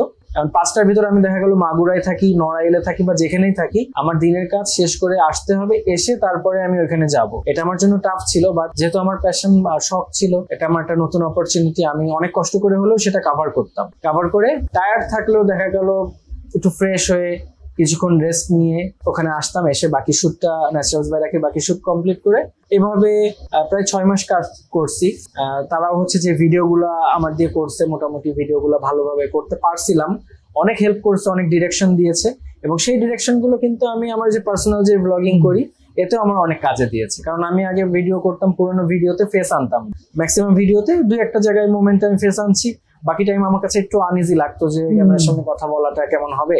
তারা আমাকে এই জিনিসটা অনেক ডিরেকশন দিছে যে ক্যামেরার সামনে আপনি যত বেশি থাকবেন তত পজিটিভ, বাট ক্যামেরার সামনে কথা বলাটাও কিন্তু ভালোভাবে বলতে হবে। তবে আমি অত দিন চাকরি করছি বিধায় আমি দেখা গেল শাইনেসটা অনেকটা দূর হয়েছে। কর্পোরেট লেভেলে জব করলে যেটা হয়, কাস্টমার ডিল করলে যে কথা বলাটা, আর আমি ছোটবেলা থেকেই একটু সাজাই গুছাই কথা বলতে চেষ্টা করি, আমি জানি না কতদূর পারি, চেষ্টা করি যে শুদ্ধভাবে কথা বলার। তো এখানে এটা আমার একটা বেনিফিট ছিল, ওখান থেকে মোটামুটি আমাকে পছন্দ করছে যে হ্যাঁ আপনার কথা বলা ঠিক আছে, আপনি কন্টিনিউ করেন। এবার 6 মাস পার হতে না হতেই মোটামুটি পেজটা একটু ভালো পর্যায়ে গেছিল। আমার ঈদের সময় বেশ কিছু প্রমোশনের কাজ আসতো, ঈদের সময় কাজটা বেশি আসতো আর কি, যে যারা দেখতো যে ভিডিও করছি। এবং আমি হচ্ছে বেশ কয়েকটা জায়গায় ফার্স্টে প্রমোশন করছি ফ্রি, নিজ থেকে যেয়ে। আমি চিন্তা করছি যে নিজ থেকে যে করতেছি মানে তারা রাজি হবে কিনা, জাস্ট আমার ভিডিও রাখার জন্য, যে সবাই তো অ্যালাউ করে না। মানে মজার বিষয় হচ্ছে কি, যারা অ্যালাউ করিনি ফার্স্টে, অনেকেই আছে যারা প্রথমে অ্যাভয়েড করছে, বা আমি গেছি যে ভাই আপনাদের এখানে তো সুন্দর, এখানে কি ভিডিও করা যাবে? না ভাই আমরা সব ভিডিও টিডিও করি না। এটা আসলে রিজেকশনটা খুব মানে লজ্জাজনক, কষ্টের থেকে বেশি খারাপ লাগে যে যদি কেউ আপনার মুখের পরে না বলে। তা আসলে এখন অনেকে তো এগুলো জানে না, মানে যে কোনো একটা সাকসেসের পেছনে অনেকগুলো স্টোরি থাকে। তো ওরকম রিজেকশন হয়েছে। এবার দেখা গেল পাশের একটা শপে ভিজিট করছি, না ভাই আমরা ভিডিও গুলো করি না। আমি নর্মালি জিজ্ঞাসা করছি যে আপনার ভিডিও, আমি কি একটা ভিডিও করব? না রেস্ট্রিকশন আছে, এরকম বিভিন্ন ইস্যুতে। এবার অন্য জায়গায় দেখা গেল ভিডিও করছি, এবার যেই ভিডিওটা আমি উইলিংলি করছি একজনের সাথে কথা বলে, একটা হচ্ছে ব্লেজারের একটা শপ ছিল যশোরের মধ্যে, আমার ম্যাক্সিমাম অডিয়েন্স ছিল স্টুডেন্ট। অনেকেই কমেন্ট করে যে ভাই আপনি রাস্তার পাশের ফুড আইটেমের কেন ভিডিও করেন, অনেকে কমেন্ট করেন যে আপনি রেস্টুরেন্টের করেন।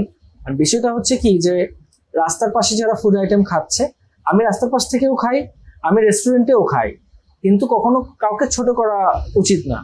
আপনার যদি এখন পেজে একটা ফলোয়ার থাকে, সেটা একদিন যদি 1 লাখ যায়, একটা থেকে কিন্তু শুরু হয়েছিল।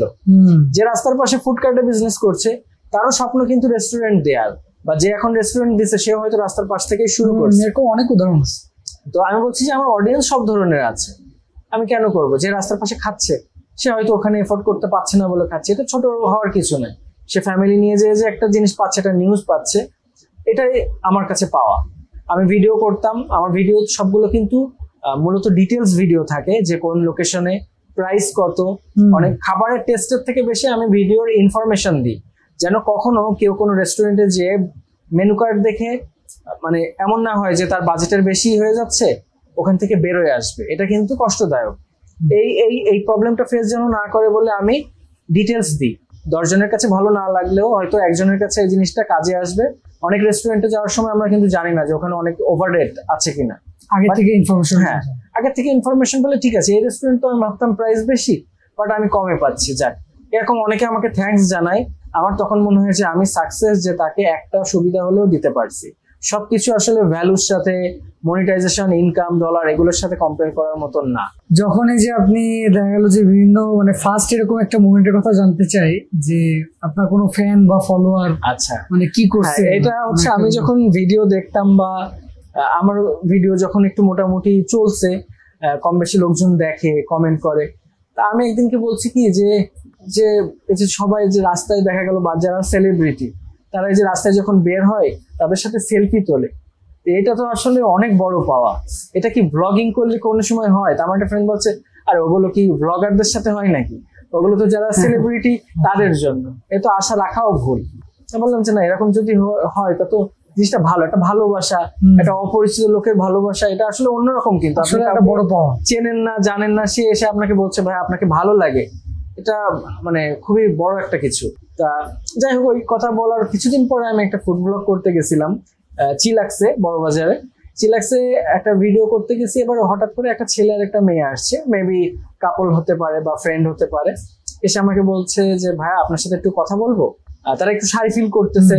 আমি বলছি জি ভাইয়া বলেন। বলছে আপনার নাম হুমায়ুন রুমি না? আমি বলছি যে জি ভাইয়া। বলছে ভাইয়া আমরা দুজনে আপনার সব ভিডিও দেখি, আজকে এখানে আসছি তো আপনার ভিডিও দেখে, মানে আমি তার আগে একটা ভিডিও করছিলাম, তো অফারটা শেষ হবে তার আগে আমি আরেকটা ভিডিও করার জন্য গেছি।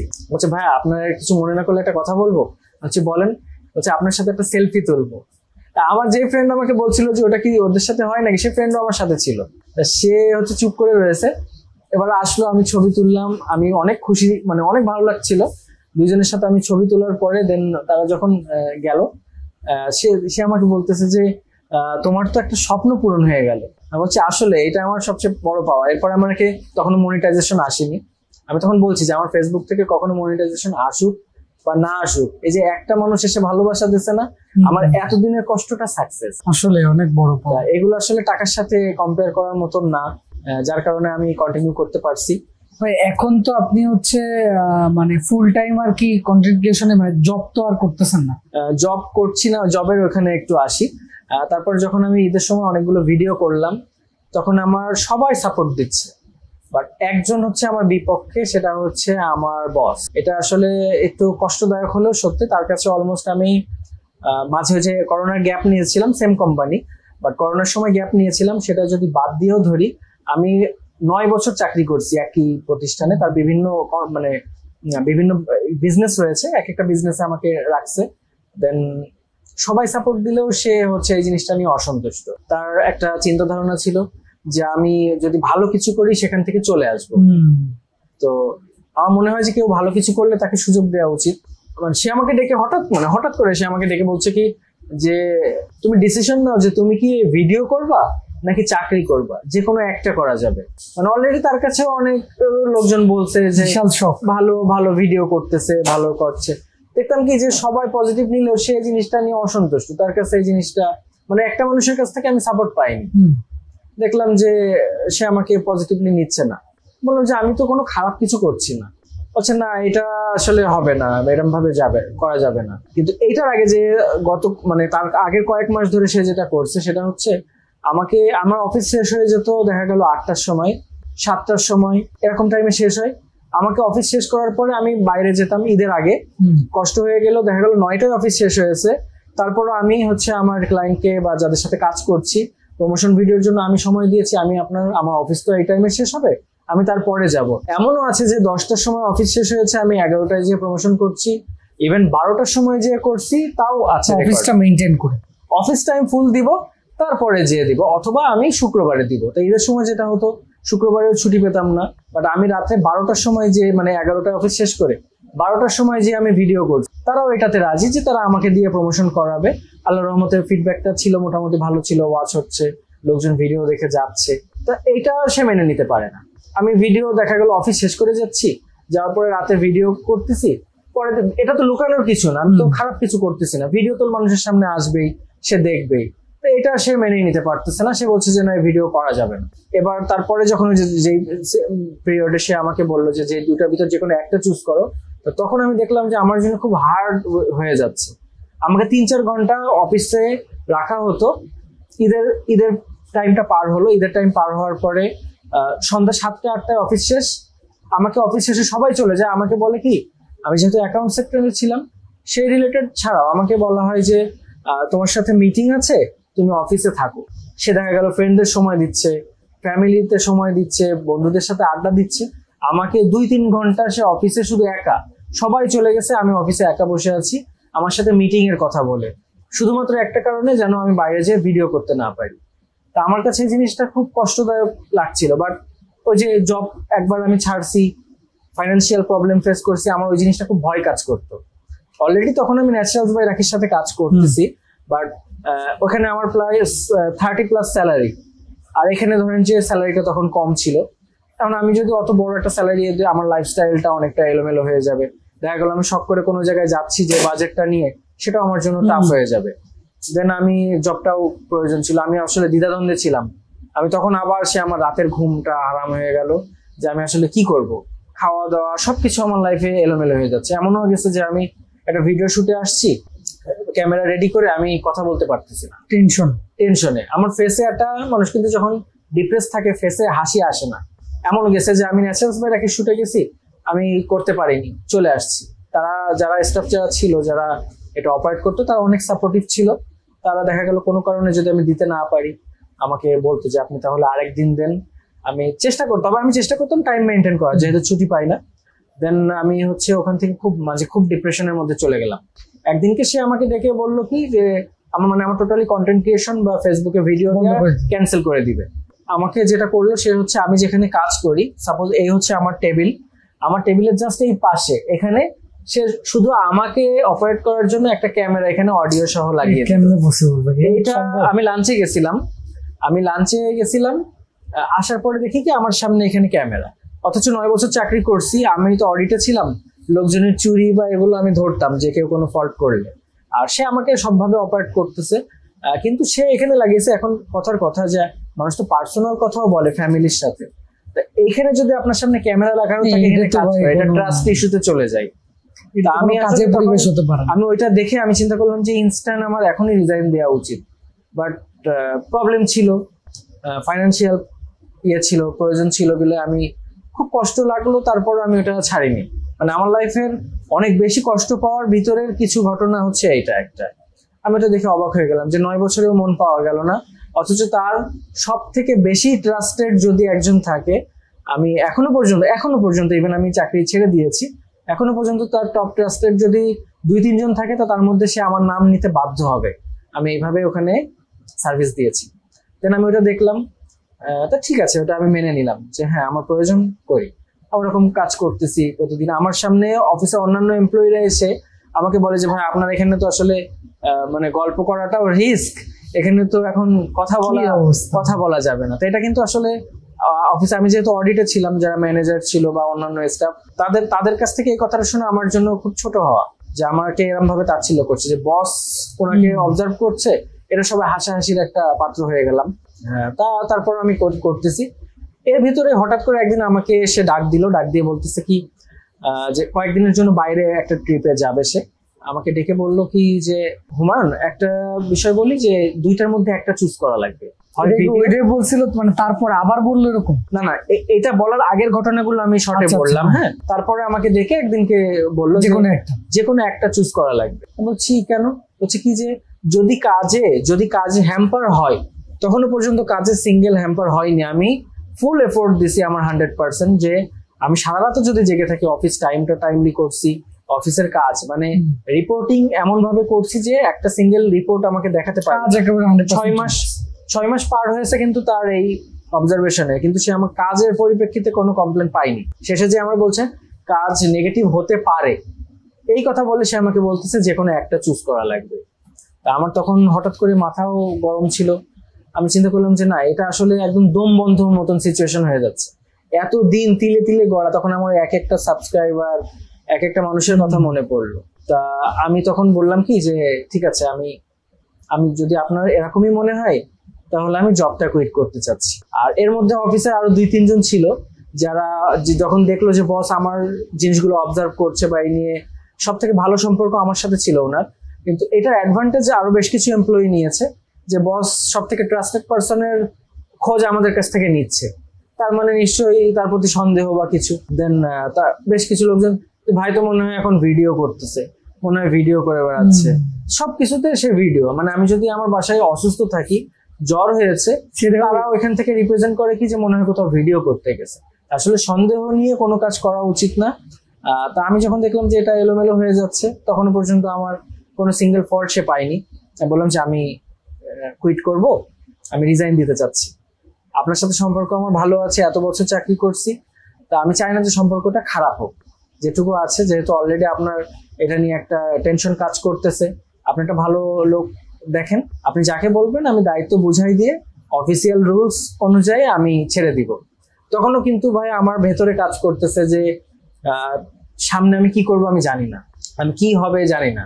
দেখা গেল যে ন্যাশনালস বাই রাকির সাথে যে কাজটা করতাম ওখান থেকে আমার একটা মিনিমাম অ্যামাউন্ট আসতো, যেহেতু সপ্তাহে 1-2 দিন ডিউটি ছিল। বাট একটা ফুল টাইম জব ছেড়ে দিয়ে আমার জন্য খুব একটা বড় অনেক কঠিন ডিসিশন ছিল। হ্যাঁ, আমার লাইফের নেওয়া কঠিন ডিসিশনের মধ্যে ছিল এটা একটা। আমি বললাম যে ছেড়ে দিব। সে টোটালি শকড এটা শুনে, মানে সে জানতো আমার বিষয়টা কি, আমি যার সাথে মিশি ফ্রিলি ভাবে শেয়ার করি, এবং নিজে হয়তো হ্যাঁ সে সেই জিনিসটার অ্যাডভান্টেজ নেওয়ার জন্যই বলছিল যে আমি হচ্ছে কোনটা চুজ করব। সে জানতো যে আমি জব চুজ করব আমার ড্রিমটা ছেড়ে দিয়ে, বাট আমি ড্রিম চুজ করছি যে হ্যাঁ কষ্ট হোক এটা করি, দেখি ফুল এফোর্ট দিয়ে কি হয়।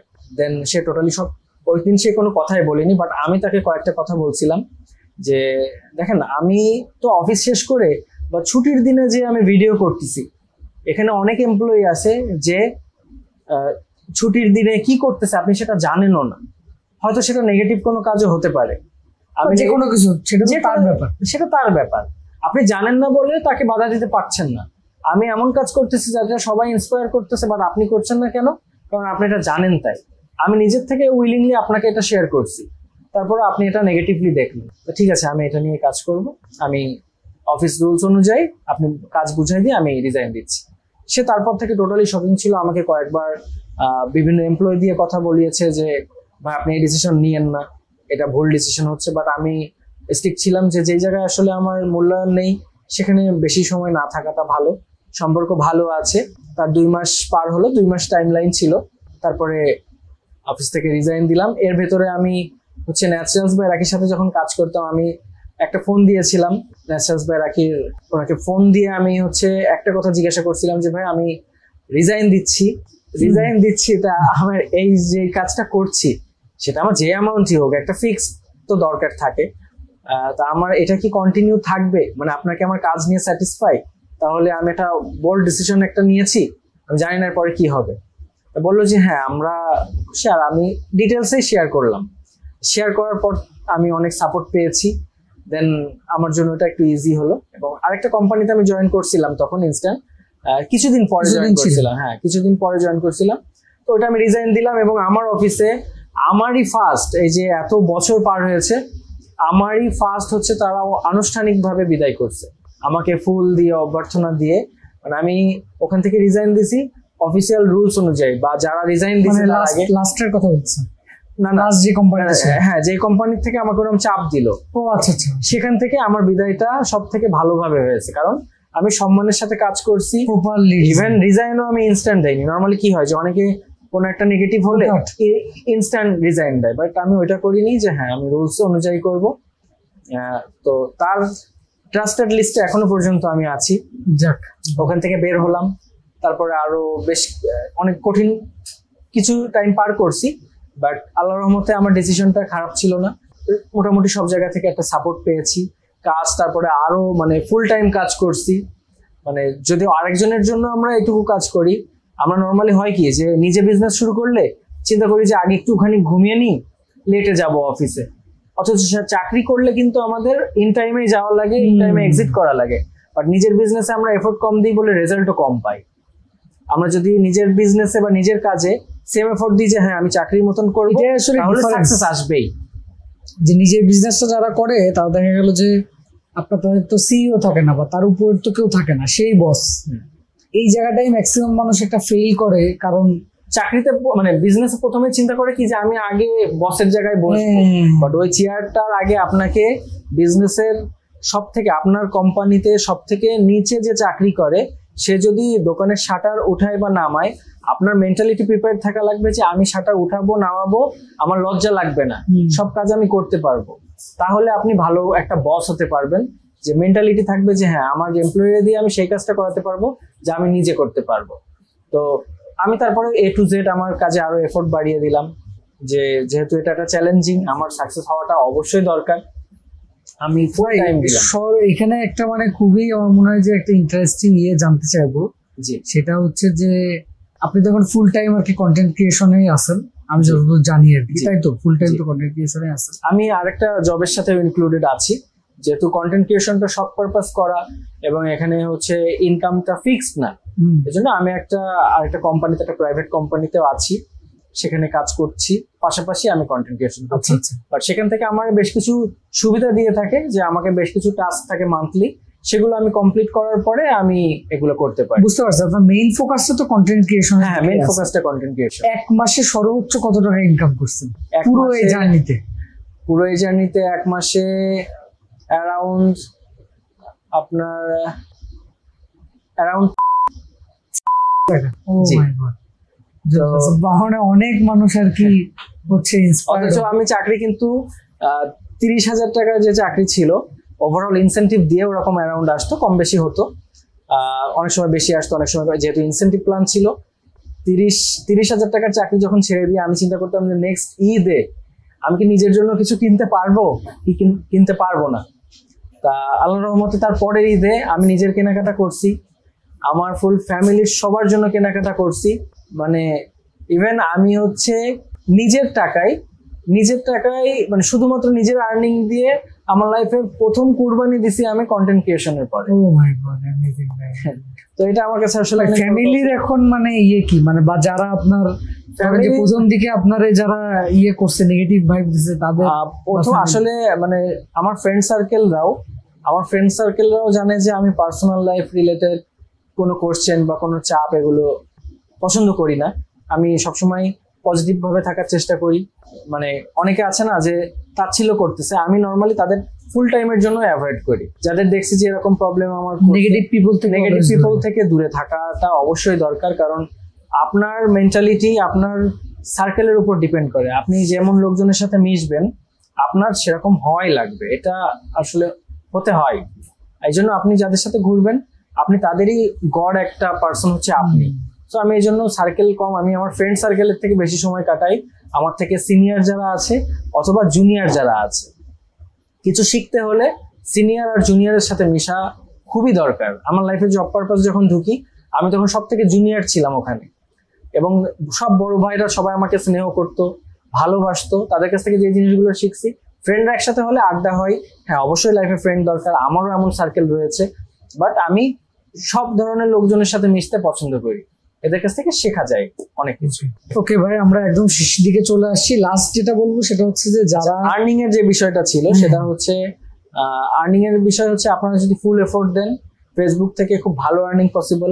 হ্যাঁ, এটা আমাদের আপনি হচ্ছে ইভেন যে গভর্নমেন্ট জব যেটার জন্য মানুষ দিনরাত কষ্ট করে, যদি কোনো কারণে আপনার এজ পার হয়ে যায় বা কিছু, আপনি কন্টেন্ট ক্রিয়েশনে যদি মনে হয়, অবশ্যই আপনার এটা ক্যাপাবল হতে হবে একটু কিছু বেসিক, যে আপনার এটা প্যাশন, শুধু আর্নিং এর কথা চিন্তা করলে হবে না, যে আমার এটা ভালো লাগে, এটা আমি আপলোড করি। যদি দেখেন যে অডিয়েন্স সেটা পছন্দ করতেছে তাহলে গো ফর ইট, এটা নিয়ে কাজ করেন। আপনি যেই জব বা যেই কাজের আর্নিং এর চিন্তা করতেছেন হয়তো তার থেকে অনেক বেটার কিছু আপনি এটা থেকে পাবেন। ইভেন আমার পরিচিত এখন অনেকে এমন আছে যে আমি কন্টেন্ট ক্রিয়েশনে যাওয়ার পর আমার একটা সার্কেল হয়েছে, এমন বেশ কিছু কন্টেন্ট ক্রিয়েটরদের সাথে পরিচিত হয়েছে যারা প্রত্যেক মাসেই 6 ডিজিট ইনকাম করছে শুধু কন্টেন্ট ক্রিয়েশনের মাধ্যমে। তো এটা এর পেছনে অনেক এফোর্ট তারা দেয়। কাজটাকে এনজয় করতে হবে, ফার্স্ট অফ অল আপনি কাজটা এনজয় করতে হবে, তাহলে পারবেন। সামনের মানে কি করতে চাচ্ছেন বা সামনের আপনার স্বপ্ন কি, প্ল্যান কি? আসলে আমার স্বপ্ন সবসময় ছিল যে আমার স্বাধীনতা। সাকসেস বলতে এক একজনের কাছে এক একটা জিনিস থাকে, তো যেহেতু আমি অনেক অল্প এজ থেকে আমি হচ্ছে দেখা গেল চাকরিজীবী মানে চাকরি জীবনের মধ্যে চলে গিয়েছিলাম। আমার কাছে হচ্ছে স্বাধীনতা বা সাকসেস বলতে ফাইন্যান্সিয়াল ফ্রিডম এবং টাইমিং এর ফ্রিডম। আপনি যতই সাকসেস হন না কেন, আপনার কাছে যদি হাতের সময় এবং আপনার কাছে সেই আর্থিক মানে মনোবল বা ফাইন্যান্সিয়াল কন্ডিশনটা যদি সেরকম না হয়, তাহলে আপনি কখনোই সাকসেস না। যে আপনি আর্নিং করতেছেন অথচ সময় নেই।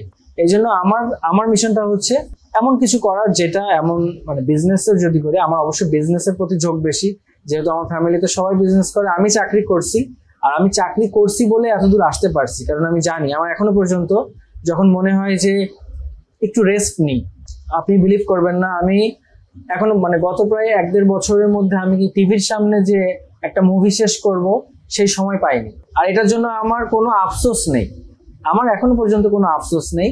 কারণ আপনারা এই যে ফ্রি টাইম যেটা পাচ্ছেন, এটা কাজে লাগাবেন, এটা স্যাক্রিফাইস করবেন, তাহলে কিছু পাবেন। স্যাক্রিফাইস ছাড়া কিচ্ছু আসে না।